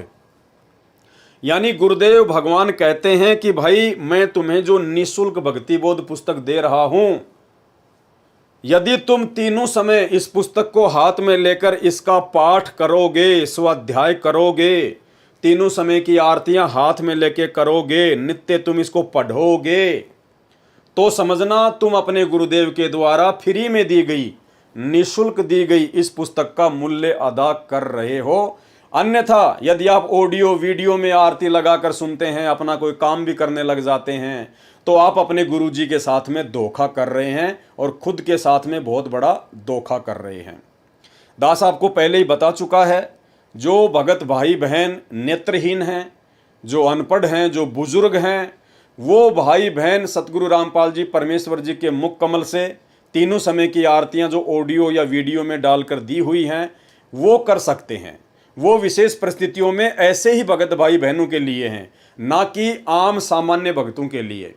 लेकिन सतलोक आश्रमों से जुड़े हुए 90% भाई बहन सब गुरुदेव की ऑडियो वीडियो से ही आरतियां करते हैं, अपने दूसरे काम भी करते रहते हैं और उनकी आरतियां भी समाप्त हो जाती हैं। तो ये विधि परमेश्वर जी के भक्ति विधान के अकॉर्डिंग नहीं है। यदि आप सामान्य भगत हैं, आपको कोई परेशानी नहीं है, आप जी पढ़े लिखे हैं, तो फिर आपने परमेश्वर जी के विधि विधान अनुसार तीनों समय की आरती समय निकालकर भक्ति बोध पुस्तक को हाथ में लेकर ही पढ़ना है, इसका पाठ करना है। इसके अलावा आपने ये भी देखा होगा कि आश्रमों में जब जब ये 3 दिन का आदरणीय गरीबदास जी महाराज जी के सदग्रंथ साहिब का पाठ होता है तो पाठी बीच में बिल्कुल भी नहीं बोलता है और ना ही पाठी कोई दूसरा काम करता है। और यदि पाठी को कोई विशेष काम होता है, जैसे मान लीजिए उसको बाथरूम वगैरह जाना है या और कोई दिक्कत है, तो वो मुंह से बोलकर दूसरे को नहीं बुलाता, बल्कि वो ताली बजाएगा या फिर कोई बैल वगैरह होती है उसको बजाएगा। तो दूसरा जो पाठी होता है, जो उसका सहायक होता है, वो समझ जाता है कि हाँ इसको पाठ से उठना है, इसलिए मुझे ये बुला रहा है।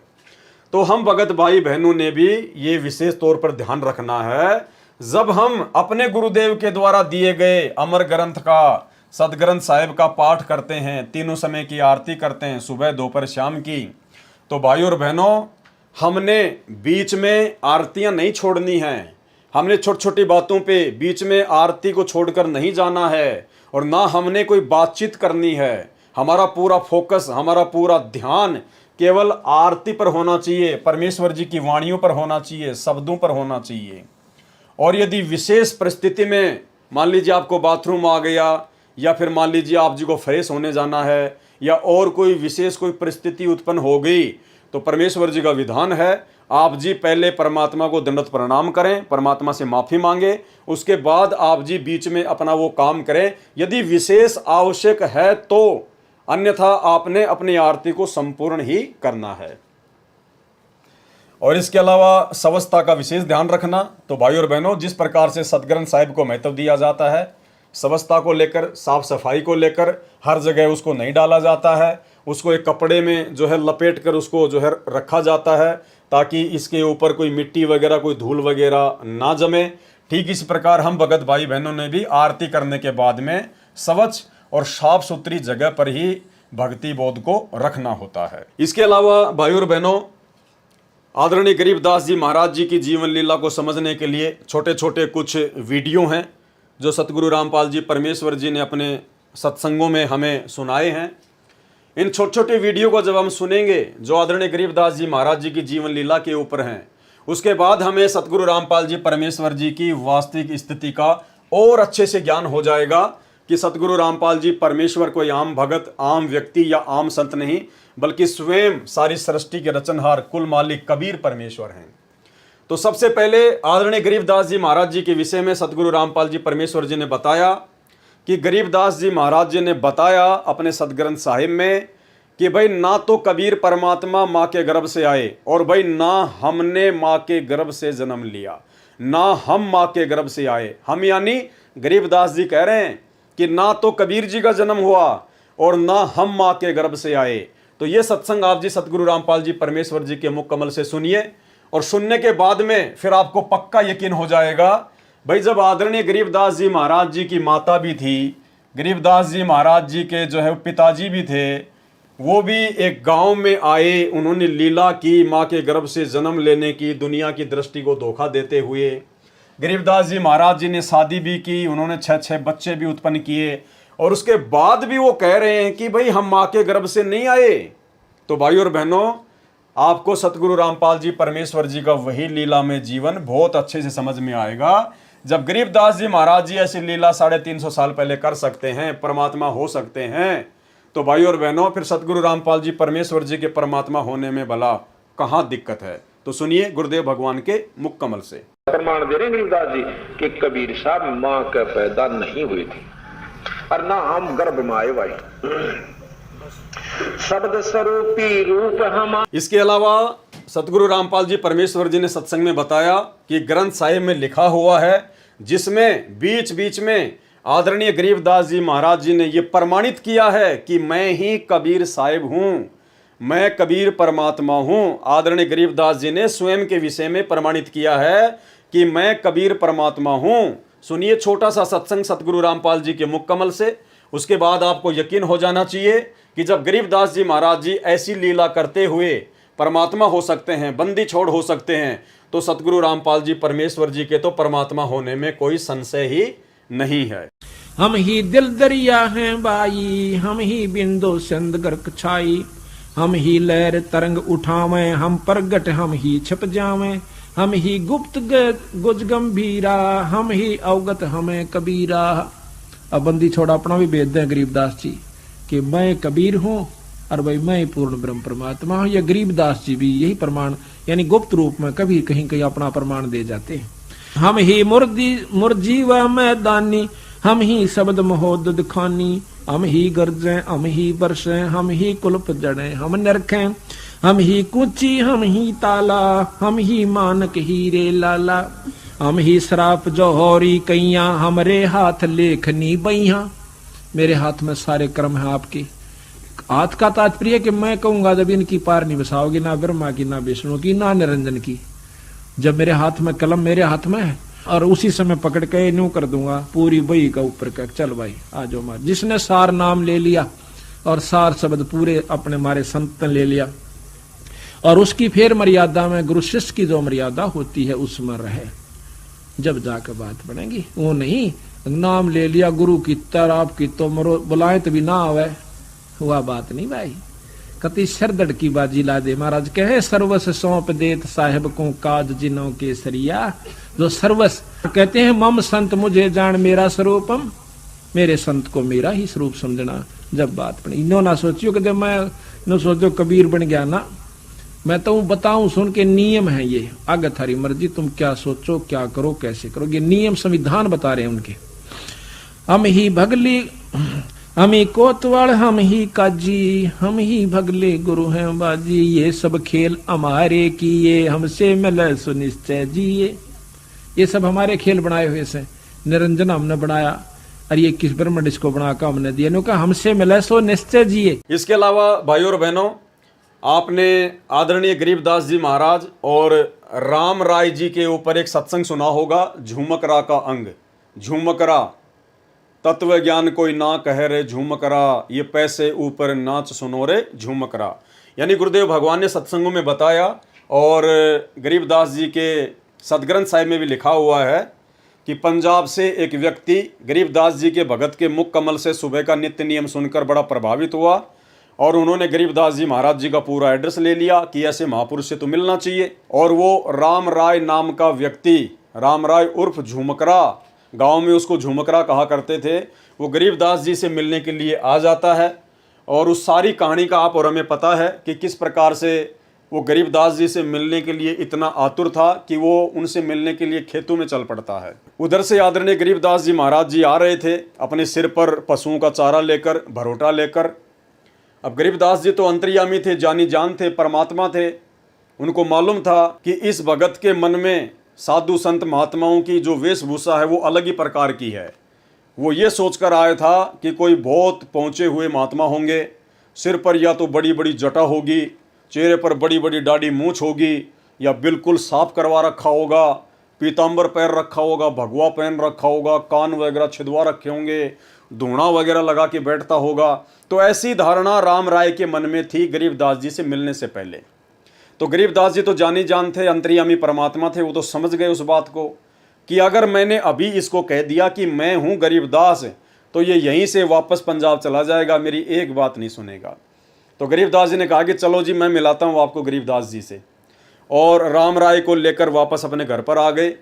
घर पर आने के बाद में उनके जो भगत थे आदरणीय गरीबदास जी के, वो उनके लिए नहाने के लिए पानी वगैरह की व्यवस्था करने लगे। तो राम राय ने पूछा भाई गरीबदास कौन सा है? तो एक भगत ने कहा रे बावड़े यही तो है जो तेरे साथ में आया है, यही तो है महाराज जी।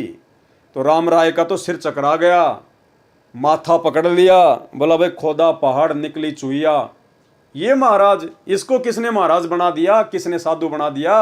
ये तो मेरे जैसा किसान है, इसके पास में ज़्यादा ज़मीन होगी, मेरे पास में थोड़ी ज़मीन है। उसके बाद आदरणीय गरीबदास जी महाराज जी ने अपने सभी सेवकों को काम पर लगा दिया और नहाने के लिए जो बाल्टी रखी हुई थी वो नहाने लग गए। नहाने के बाद में जब वो अपनी धोती बांधने लगे तो आदरणीय गरीबदास जी महाराज जी ने अपनी उंगली पर चोट लगने का अभिनय करते हुए पास में बैठे हुए झूमकरा उर्फ राम राय से कहा कि वे राम राय मेरी उंगली के चोट लग गई, मेरी धोती के गांठ लगा दे, यानी मेरी धोती बांध दे। तो राम राय ने जैसे ही धोती बांधना शुरू किया और वो गांठ लगाने लगा तो धोती का जो पल्लू था, जो गांठ थी, वो आर पार हो जाती। अब राम राय ने देखा शायद मेरी आंखों का धोखा है, उसने फिर से वो गांठ पूरे शरीर पर कपड़ा लपेट कर और जैसे गांठ मारना शुरू की, वो गांठ, वो कपड़ा गरीबदास जी के पूरे शरीर के आर पार हो गया और वो गांठ लग गई। तीसरी बार उसने ऐसा ही किया कि हो सकता है मेरी आंखों का धोखा हो। फिर से उन्होंने गरीबदास जी के पूरे शरीर के वो कपड़ा लपेट कर और जैसे गांठ मारना शुरू की तो कपड़ा शरीर के आर पार होता हुआ उस कपड़े के गांठ लग गई। फिर राम राय ने ऊपर देखा तो राम राय जी श्री विष्णु जी के भगत थे, विष्णु जी की भक्ति किया करते थे। और परमात्मा का विधान है कि इस मोक्ष के टाइम से पहले, इस बिचली पीढ़ी वाले समय से पहले जो भी भगत जिस भी भगत की, अवतार की या किसी की भी वो पूजा करता है अपना इष्ट मानकर, परमात्मा उसी रूप में उसको दर्शन दिया करते थे। तो जैसे ही झुमकरा ने ऊपर देखा, क्योंकि गरीबदास जी ने कहा, अरे भाई झुमकरा क्या हुआ, अरे मैं तो तेरे जैसा एक किसान हूँ, तेरे जैसा जमींदार हूँ, तेरे से गांठ क्यों नहीं लग रही। तो जब झुमकरा ने ऊपर देखा तो विष्णु जी के रूप में आदरणीय गरीबदास जी ने उनको दर्शन दिए, और उस समय उनको अपनी गलती का एहसास हुआ कि ये तो स्वयं परमात्मा है, ये तो भगवान है, मैं ही धोखे में था। तो कहने का मतलब है आदरणीय गरीबदास जी महाराज जी ने ये लीला की, अपने आप को परमात्मा साबित किया कि मेरा नूरी शरीर है, मेरा सौद स्वरूपी शरीर है, मेरा शरीर तुम आम जीवों की तरह हाड़ मांस का नहीं है, क्योंकि वो कपड़ा शरीर से आर पार होके गांठ लग रही थी।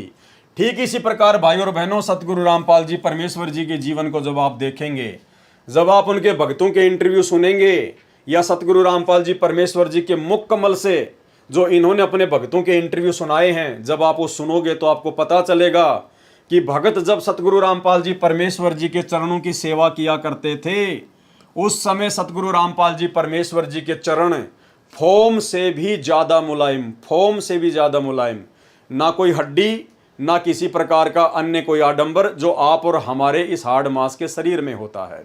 एक भगत ने तो स्पेशल सतगुरु रामपाल जी की यही सोचकर परीक्षा ली थी कि अगर परमात्मा होगा तो हमारे जैसे उनके शरीर में हड्डियां नहीं होंगी, बिल्कुल कोमल शरीर होगा, रुई जैसा, जैसे कबीर जी का था।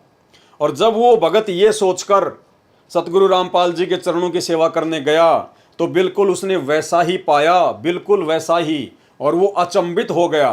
तो सतगुरु रामपाल जी परमेश्वर जी ने कहा कि भगत देख, गुरु अपने चेले की परीक्षा लेके फिर उसको नाम दीक्षा देता है, लेकिन तूने तो अपने गुरु की परीक्षा ली है। अब यदि तू इस भक्ति मार्ग से हट गया तो परमात्मा तुझे कभी भी क्षमा नहीं करेगा।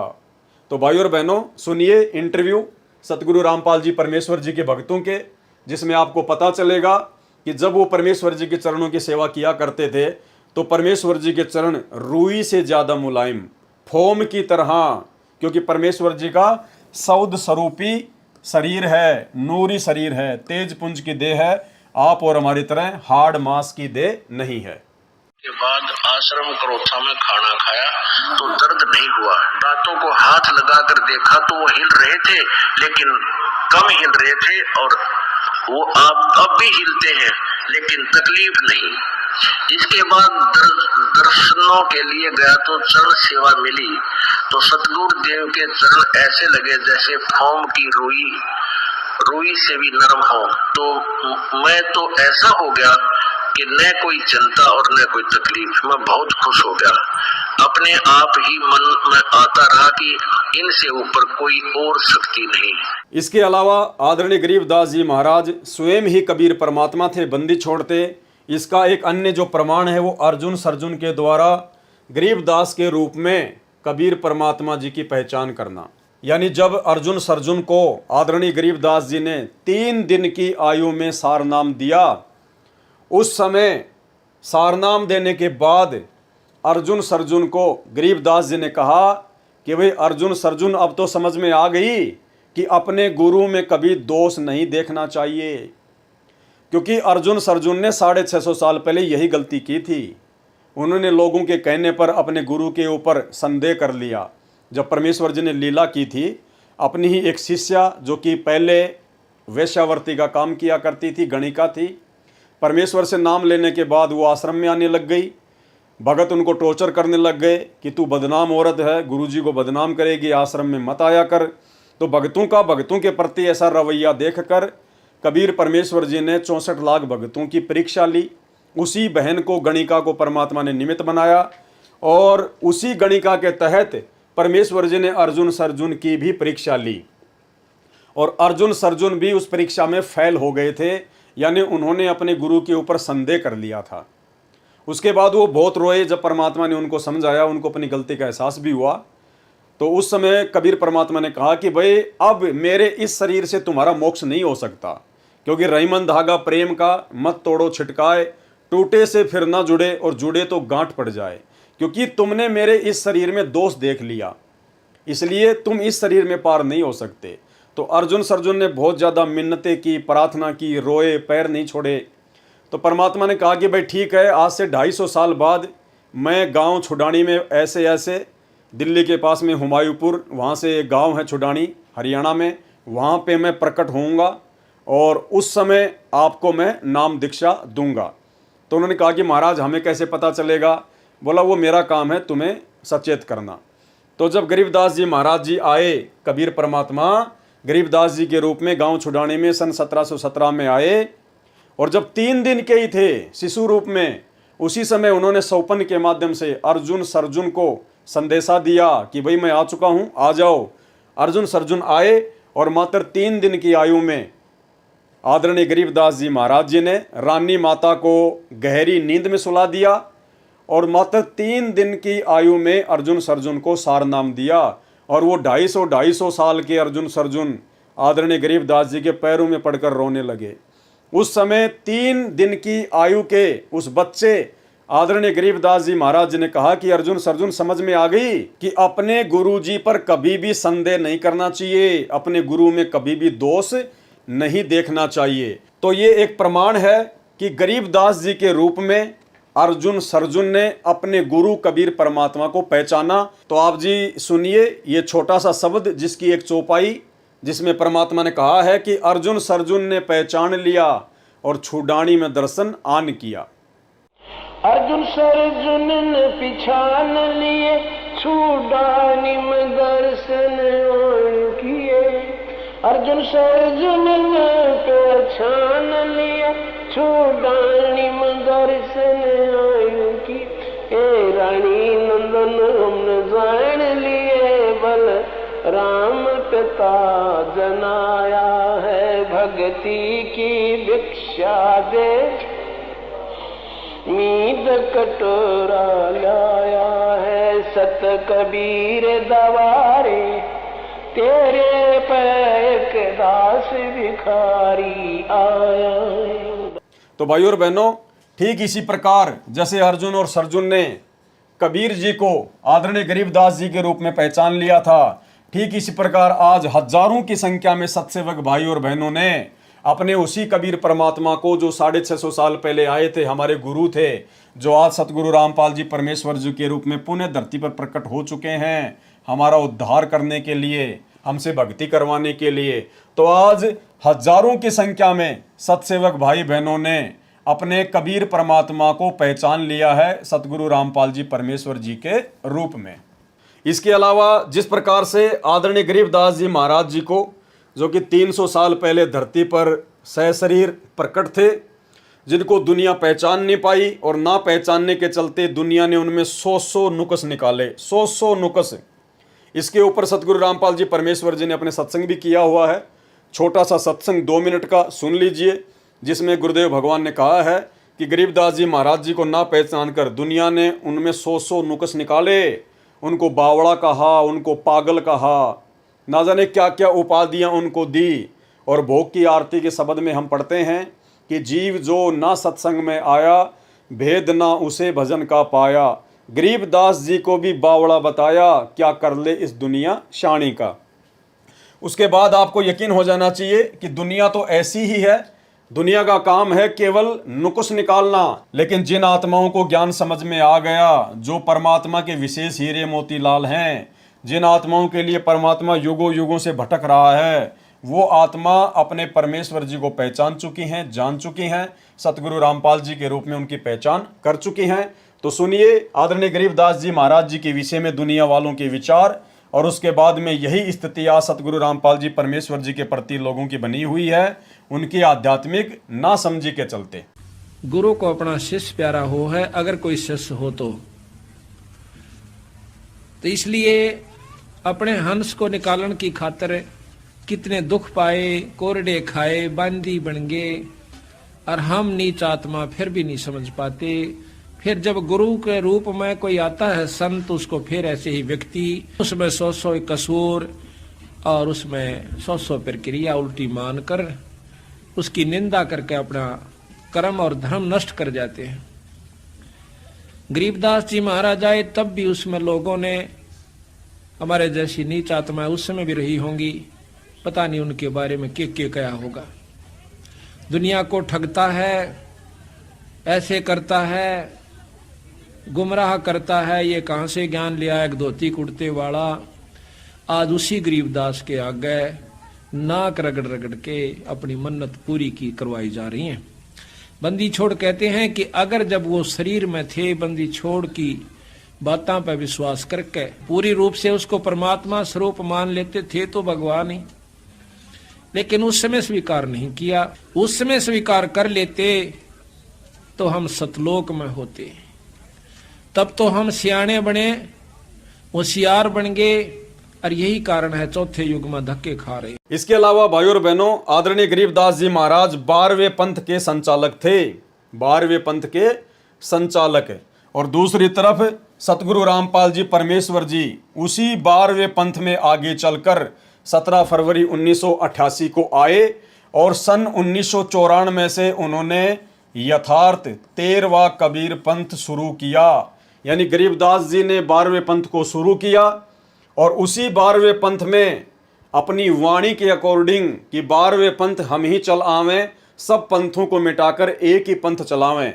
650 साल पहले कबीर जी ने धर्मदास जी से कहा था, कबीर सागर में लिखा हुआ है कि 12वें पंथ में हम ही चलावें। यानी गरीबदास जी के द्वारा जो 12वां पंथ चलाया जाएगा, उस 12वें पंथ में आगे चलकर मैं कबीर स्वयं ही आऊंगा और एक नया 13वां कबीर पंथ चलाऊंगा। तो 17 फरवरी 1988 को परम पूज्य परमेश्वर सतगुरु रामपाल जी एक आम भगत की भूमिका करते हुए और एक अच्छी आत्मा आदरणीय राम देवानंद जी को अपना मुंह बोला गुरु बनाते हुए इन्होंने 12वें पंथ में प्रवेश किया 17 फरवरी 1988 को।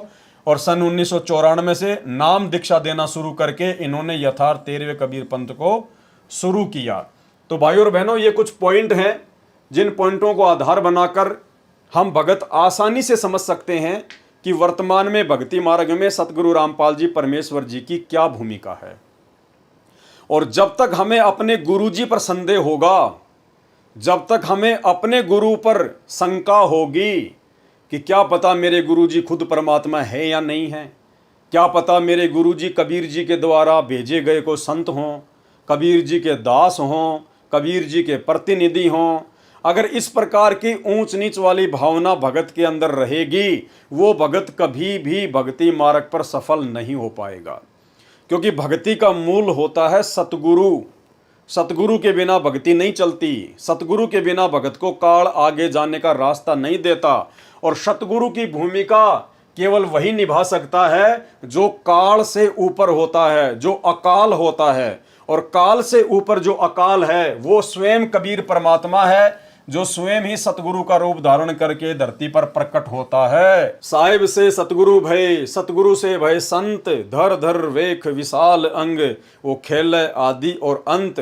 और परमात्मा कबीर जी स्वयं कहते हैं कि गुरु और गोविंद दो नहीं भाई, जो दो समझेगा वो दो जग में जाई, वो भगत भक्ति करते करते भी नरक में जाएगा। इसलिए भक्ति मार्ग में यदि हमने सफल होना है तो सतगुरु जो स्वयं ही कबीर परमात्मा होते हैं, हमने उनको कबीर परमात्मा के रूप में हृदय से स्वीकार करना पड़ेगा, अन्यथा हमारी भक्ति शुरू भी नहीं होगी, 2 कदम भी आगे नहीं चल सकती है। तो ये कुछ समानताएं थी आदरणीय गरीबदास जी महाराज जी के लीलामय जीवन में और सतगुरु रामपाल जी परमेश्वर जी के लीलामय जीवन में। इन समानताओं को देखकर आप जी को भली भांति यकीन हो जाना चाहिए कि हमारे गुरुदेव कोई सामान्य संत, सामान्य व्यक्ति या कबीर परमात्मा के कोई प्रतिनिधि नहीं है। ये स्वयं ही कबीर परमात्मा है, जो हम जीवों की चरम दृष्टि को धोखा देते हुए और काल के साथ आंख में चोली करते हुए इस कलयुग की बिचली पीढ़ी में 8 सितंबर 1951 को गांव धनाना, जिला सोनीपत, हरियाणा में स्वयं प्रकट हैं और परमेश्वर अपने मूल ज्ञान को जन जन तक पहुंचा रहे हैं, अपनी अच्छी आत्माओं को अपनी शरण में ले रहे हैं। तो अब हम भक्तों ने भी किसी प्रकार की भक्ति मार्ग पर कोई कमी नहीं छोड़नी चाहिए, जब हमें सतगुरु की पूर्णतया पहचान हो जाए। इसके अलावा भाई और बहनों, ये आदरणीय गरीबदास जी महाराज जी का संक्षिप्त जीवन परिचय लिखा हुआ है इसी भक्ति बोध पुस्तक में, जिसमें तीनों समय की आरतियां हैं। और आदरणीय गरीबदास जी महाराज जी का संक्षिप्त जीवन परिचय लिखते हुए इसमें क्या बताया गया है। महाराज गरीबदास जी का प्राकाट्य यानी कब वो प्रकट हुए, सन 1717 व विक्रमी संवत 1774 को बैसाख उतरते की पूर्णिमा के दिन ब्रह्म मुहूर्त में श्री बलराम जी के घर माता रानी की कोख से गांव छुड़ानी, जिला झज्जर, प्रांत हरियाणा में हुआ। विक्रमी संवत 1784 में बंदी छोड़ कबीर साहेब कबीर देव ने सतलोक से आकर महाराज जी को दर्शन व दीक्षा दी। जब महाराज जी गऊ चराने के लिए कबलाना गांव की तरफ लगभग 1.5 किलोमीटर दूर खेतों में गए हुए थे, जिसे नल्ला कहते हैं, महाराज जी के 6 संतान थी, 4 लड़के और 2 लड़कियां। आप जी ने विक्रमी संवत 1835 सन 1778 भादवा मास की शुक्ल पक्ष की द्वितीया दूज को सतलोक गमन किया। गांव छुड़ानी में आप जी के शरीर का अंतिम संस्कार कर दिया गया। उस पर एक यादगार छतरी साहेब बनी हुई है। इसके बाद उसी शरीर में, उसी गरीबदास जी महाराज वाले शरीर में प्रकट होकर वही आयु 61 वर्ष की सहारनपुर उत्तर प्रदेश में 35 वर्ष तक रहे। वहां भी आपके नाम से यादगार छतरी साहेब बनाई हुई है।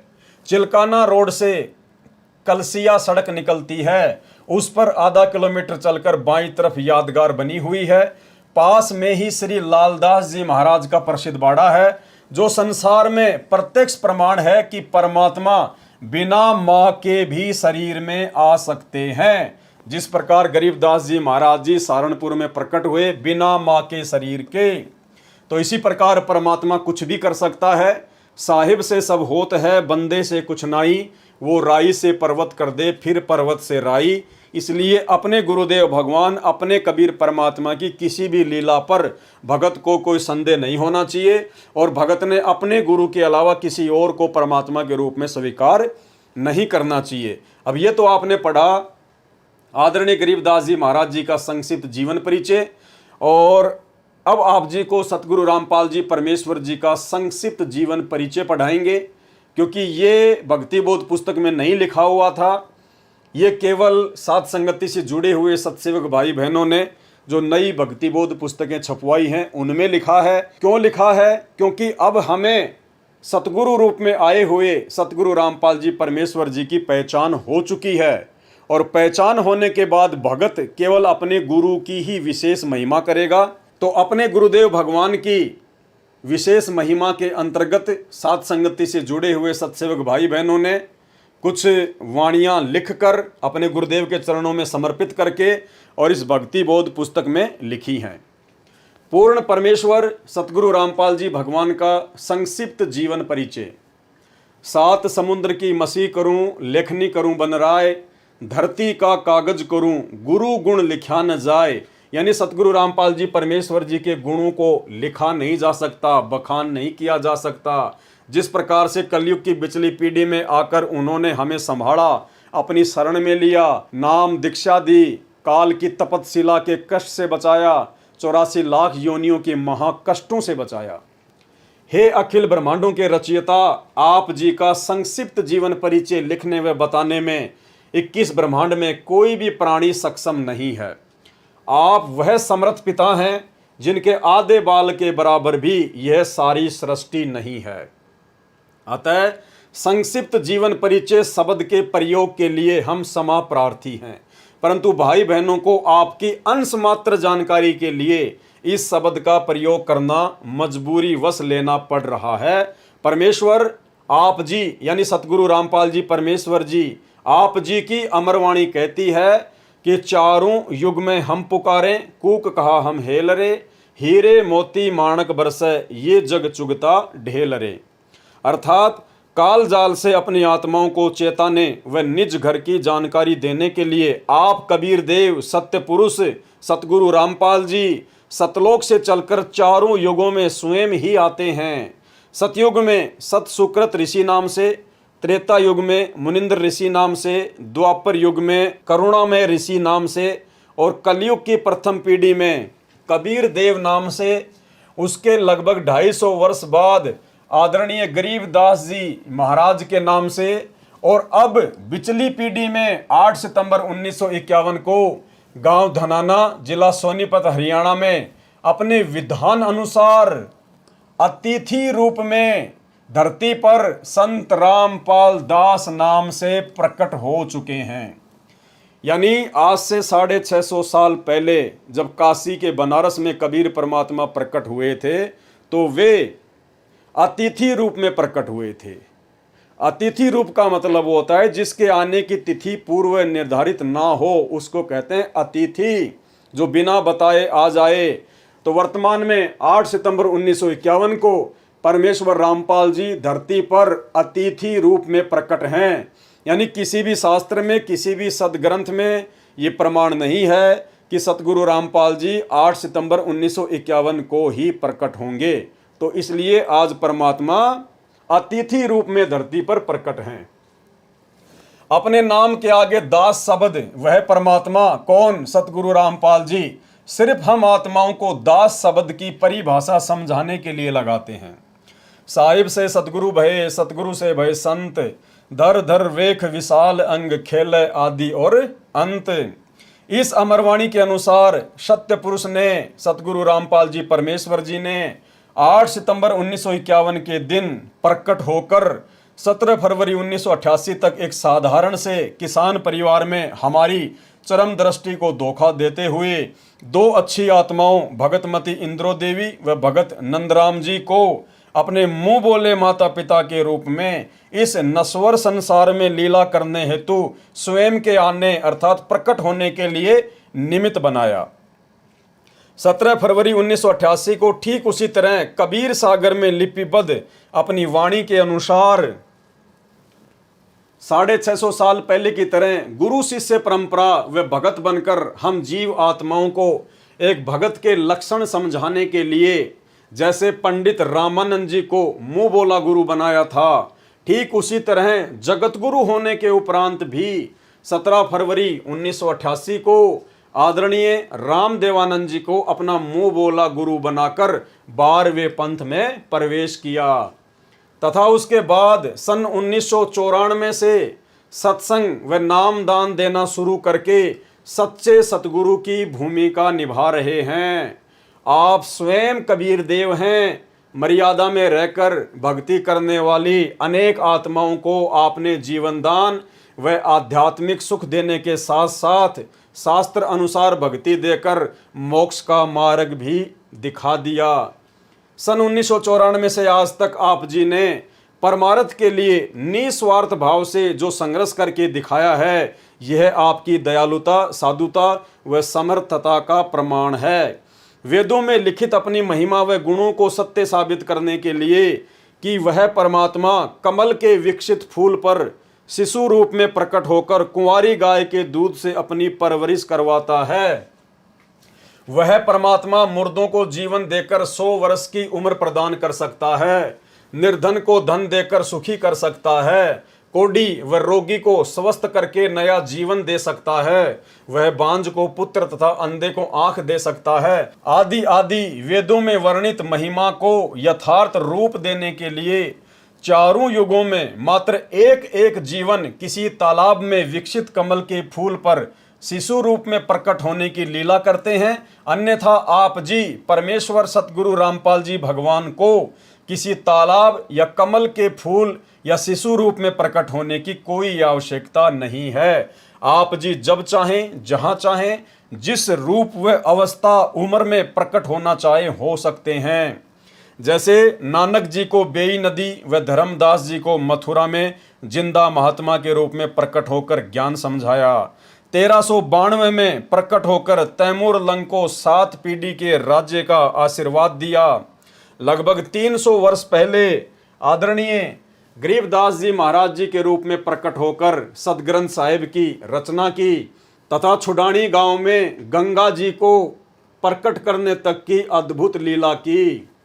लगभग 60-65 वर्ष तक छुडानी से निर्वाण होने के बाद 35 वर्ष तक उसी रूप में सहारनपुर उत्तर प्रदेश में अपने प्रिय भगत भूमड़दास सैनी के बाग में रहने की लीला की और आज साक्षात अपने वास्तविक सतलोकीय स्वरूप में सतगुरु रामपाल जी के नाम से 8 सितंबर 1951 से हम सबके समक्ष प्रकट हैं।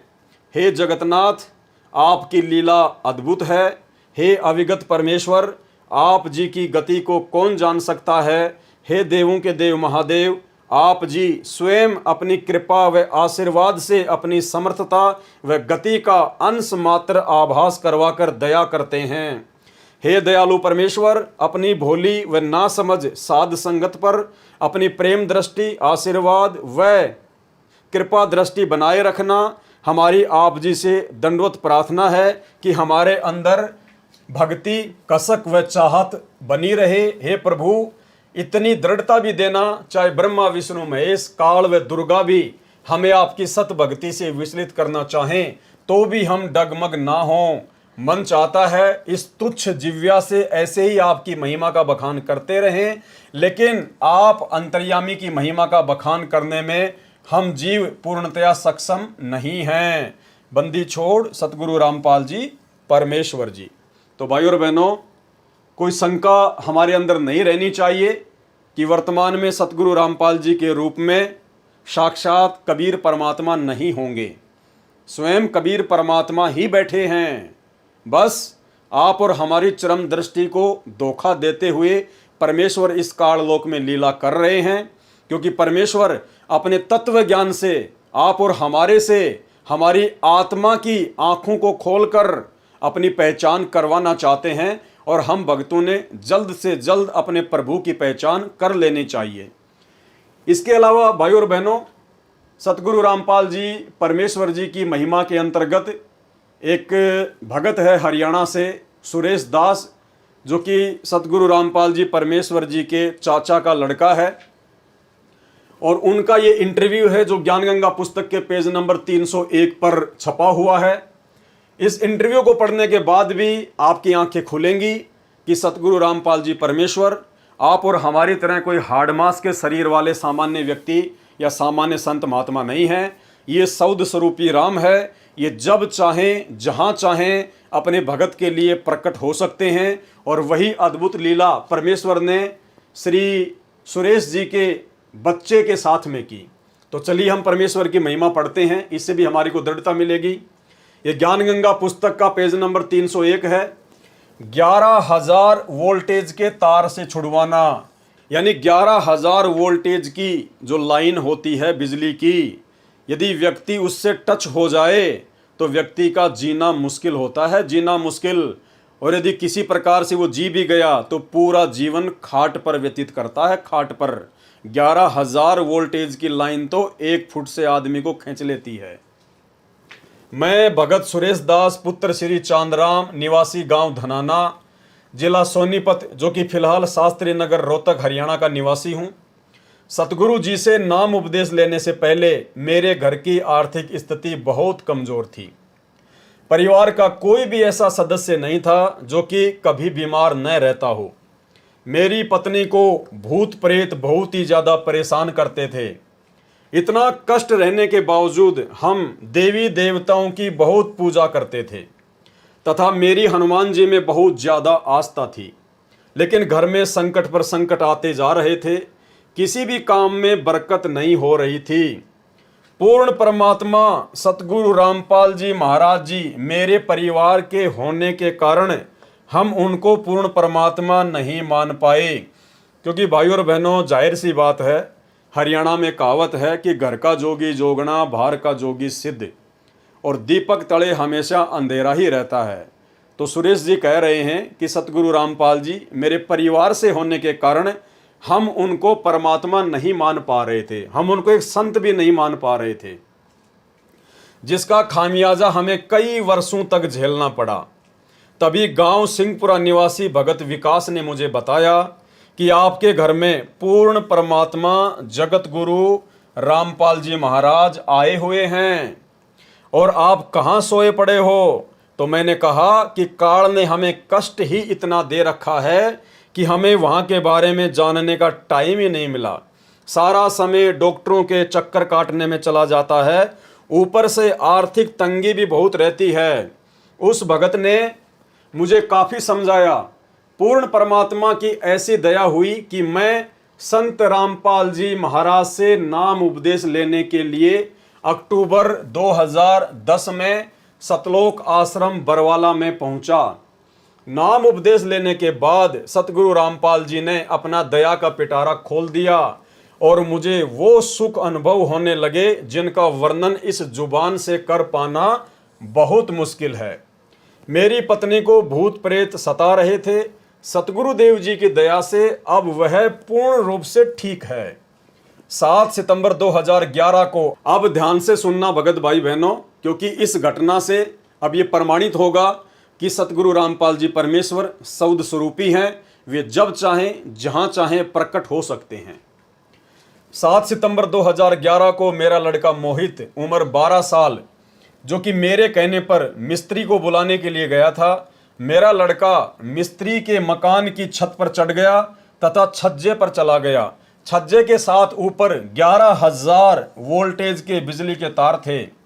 लड़के तथा तारों के बीच में केवल 1 फुट की दूरी थी। जब वह उनके नजदीक गया तो तारों ने लड़के को खींच लिया और लड़के के सिर पर तार चिपक गया तथा 1 इंच गहरा घुस गया। वह मुंह जल गया और बिजली सारे शरीर में प्रवेश करके पैर के अंगूठे की हड्डी को तोड़कर निकलने लगी।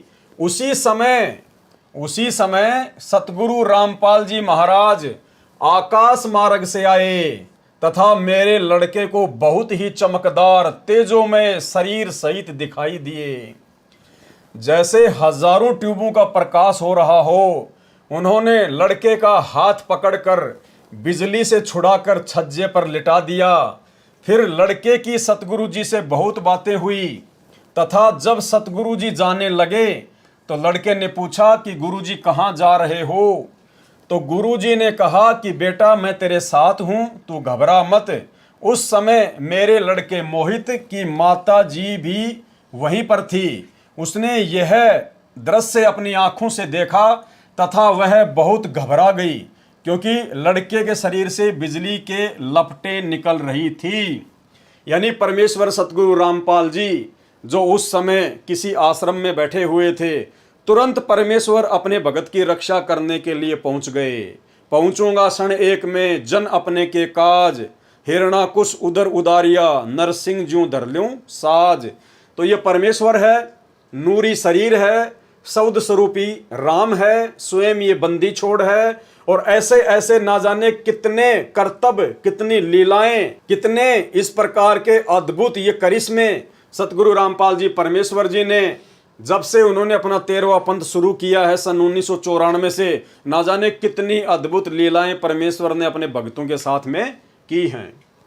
उसके बाद हम लड़के को पीजीआई रोहतक हॉस्पिटल में लेकर गए। वहां पर भी लड़के को गुरुजी दिखाई दिए। वह मेरे लड़के ने कहा कि गुरुजी मेरे साथ है, आप घबराओ मत। यदि आज हम गुरुजी की शरण में नहीं होते तो हमारा लड़का आज जिंदा नहीं होता तथा मेरी पत्नी को भी प्रेत मार डालते। हम उजड़ने से बच गए। यह सतगुरु रामपाल जी महाराज जी की ही दया है। सर्व पाठकों से प्रार्थना है कि मेरी सत्य कथा को पढ़कर आप जी भी सतगुरु रामपाल जी महाराज जी के शरण में आकर अपना समय रहते कल्याण कराएं तथा प्रारब्ध में लिखे कर्मों के कारण जो घटनाएं घटनी होती हैं उनसे पूर्ण रूप से बचोगे। सतगुरु रामपाल जी महाराज के सत्संग वचनों में मैंने सुना था कि पूर्ण परमात्मा कबीर जी बंदी छोड़ हमारे सर्व पापों को नाश कर देते हैं। ऐसा ही प्रमाण ऋग्वेद मंडल 10 सूक्त 161 मंत्र 2 में तथा मंडल 9 सूक्त 80 मंत्र 2 में भी लिखा है कि यदि किसी रोगी की प्राण शक्ति क्षीण हो चुकी है, जिस प्रकार भगत सुरेश दास के बच्चे मोहित की जो प्राण शक्ति थी वो खत्म हो चुकी थी, उसके बाद मोहित का जीवन शेष नहीं था तथा उसकी आयु भी शेष न रही हो, तो उसके प्राणों की रक्षा करूं तथा उसे 100 वर्ष आयु प्रदान करके अर्थात उसकी आयु बढ़ाकर साधक को सर्व सुख प्रदान करता हूं। सजनों, सतगुरु रामपाल जी महाराज ने अपने अमृत वचनों में यह भी बताया है कि प्रत्येक प्राणी अपने किए कर्मों के अनुसार ही सुख व दुख प्राप्त करता है। दुख तो पाप कर्मों का फल है तथा सुख पुण्य कर्मों का फल है। अभी तक सर्व संत आचार्य गुरु यही कहते हैं कि जो प्रारब्ध कर्म का भोग है वह तो प्राणी को भोग कर ही समाप्त करना होगा। हे सभ्य पाठकों, सतगुरु रामपाल जी महाराज कहते हैं कि पाप कर्म से दुख होता है। यदि पाप कर्मों का नाश हो जाए तो दुख का स्वतः ही अंत हो जाता है। यदि भक्ति करते करते भी पाप कर्म का फल अर्थात दुख भोगना ही पड़े तो भक्ति की आवश्यकता ही समाप्त हो जाती है। 7 सितंबर 2011 को हमारे प्रारब्ध कर्म के पाप के कारण मेरे पुत्र मोहित की मृत्यु होनी थी। हमारे सतगुरु रामपाल जी महाराज जी की कृपा से परम पूज्य कबीर परमेश्वर जी ने हमारे पाप का नाश कर दिया तथा मेरे बच्चे की जीवन रक्षा करके आयु बढ़ा दी। यदि 7 सितंबर 2011 को प्रारब्ध कर्म के फल स्वरूप मेरा बेटा मर जाता तो हम सर्व परिवार के सदस्य भक्ति त्याग देते तथा नास्तिक हो जाते, क्योंकि हमें उस समय परमात्मा का पूर्ण ज्ञान नहीं था। अब भगवान पर अत्यधिक विश्वास हो गया है। यह भी विश्वास हो गया है कि परम पूज्य कबीर जी ही परमेश्वर हैं। ये पाप नाशक, सर्व सुखदायक व पूर्ण मोक्षदायक हैं तथा सतगुरु रामपाल जी महाराज उन्हीं के भेजे उनके अवतार हैं। अब ठीक है भाई और बहनों, उस समय इस आत्मा को भगत सुरेश दास को सतगुरु रामपाल जी परमेश्वर जी की वास्तविक परमात्मा वाली स्थिति का ज्ञान नहीं था। इसलिए ये कह रहे हैं कि कबीर परमात्मा ने सतगुरु रामपाल जी को भेजा है, अर्थात इन्होंने संत रामपाल जी को कबीर जी का भेजा हुआ अवतार यहाँ पर जो है वो बताया है। लेकिन ऐसा नहीं है। आप जी को धीरे धीरे सब कुछ समझ में आ रहा होगा और आगे भी आ जाएगा कि परमेश्वर के अवतार की भूमिका कोई नहीं कर सकता। अवतार केवल काल भेजता है। 21 ब्रह्मांड का स्वामी ज्योति निरंजन अपने अंश अवतार उत्पन्न करता है। कबीर परमेश्वर को अंश अवतार उत्पन्न करने की आवश्यकता नहीं होती, क्योंकि वे समर्थ हैं और स्वयं ही धरती पर आकर अपनी आत्माओं को अपने मुख कमल से सच्चिदानंद घन ब्रह्म की वाणी के द्वारा यानी अपने मुख कमल से परमेश्वर वाणियां उच्चारित करके अपने तत्व ज्ञान का प्रचार प्रसार करते हैं। अतः आप जी से पुनः प्रार्थना है कि अविलंब सतलोक आश्रम बरवाला में पहुंचें तथा उपदेश लेकर कल्याण कराएं। आप जी से प्रार्थना करने का मेरा उद्देश्य यह है कि मेरे जैसे दुखिया बहुत हैं, मेरी उपरोक्त आत्म कथा को पढ़कर विचार करके वे भी मेरे की तरह संकटों का निवारण करा सकेंगे तथा ही हो सकेंगे। ये संसार समझदा नाही, कहंदा शाम दोपहरे नू, गरीब दास ये वक्त जात है, रोवोगे इस पहरे नू। अब भाई और बहनों, इस वीडियो में अभी तक आपके सामने जितनी भी बातें रखी गई हैं, जितने भी आपको उदाहरण दिए गए हैं, ये सभी उदाहरण देने का केवल मकसद यही है कि हम अपने पूज्य गुरुदेव को परमात्मा के रूप में स्वीकार कर लें। और जब तक हम अपने गुरु को ही कबीर साहिब के रूप में स्वीकार नहीं करेंगे, और गुरु को कबीर साहिब के रूप में स्वीकार करने का मतलब है कि जब आप अपने गुरु की पहचान कर लेते हो तो उसके बाद आपने ये दाढ़ी मूंछ वाली जो कबीर जी की काल्पनिक फोटो है, आपने इस फोटो को पूजना बंद करना होगा। आपने जून के महीने में इस फोटो का कबीर प्रकट दिवस मनाना छोड़ना होगा। आपने अपने घर पर दीवारों पर या दरबार साहिब में जहाँ पर आप दीपक जलाते हैं, आपने इस फोटो को रखना बंद करना होगा। आपने इस फोटो को या तो जल प्रवाह कर देना है या घी लगाकर अग्नि में सवा कर देना है, क्योंकि परमात्मा कहते हैं एक कै सादें सब सदें, सब सादे सब जाए, और माली सींचे मूल कूं फले फूले अघाए। माली यानी जो ज्ञानी भगत होगा, जो संत सुजान होगा, वो केवल मूल की पूजा करेगा, और भक्ति का मूल है सतगुरु रामपाल जी परमेश्वर जी।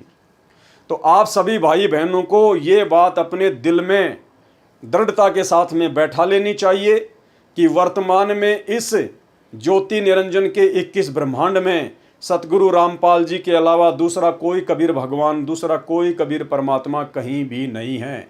और यदि कहीं होगा तो वो भी सतगुरु रामपाल जी परमेश्वर जी का ही रूप होगा, क्योंकि ये परमात्मा अनंत कलाओं के स्वामी हैं। ये चाहे जितने रूप बना सकते हैं। जब काल अपने 1000 रूप बना सकता है एक ही समय में, अक्सर पुरुष एक ही समय में 10,000 रूप बना सकता है, तो सतगुरु रामपाल जी परमेश्वर जी तो अनंत कोटि कलाओं के स्वामी हैं। ये तो प्रत्येक आत्मा के साथ में अपने अरबों खरबों रूप बनाकर एक ही समय में खड़े हो सकते हैं।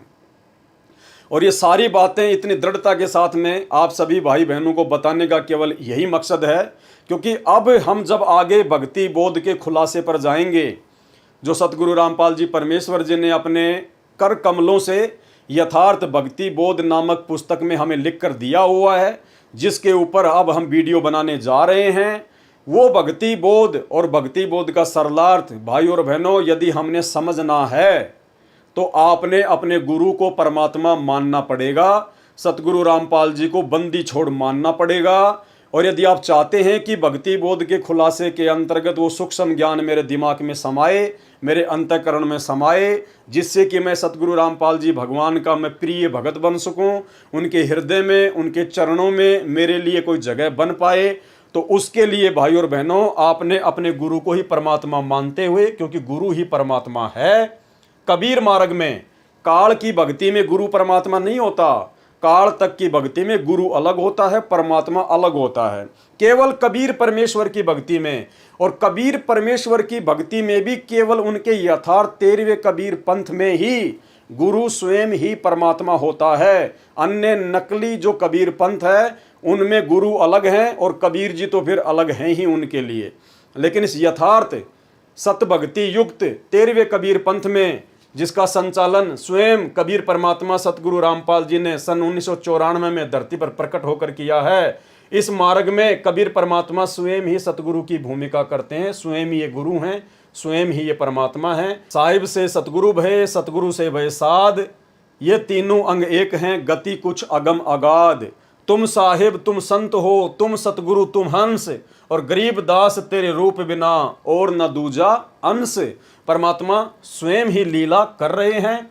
और जब तक हमें इतनी दृढ़ता नहीं आएगी तो भाई और बहनों हम भक्ति नहीं कर पाएंगे, हम भक्ति मार्ग पर एक कदम भी आगे नहीं बढ़ पाएंगे, हमारी भक्ति चलेगी नहीं।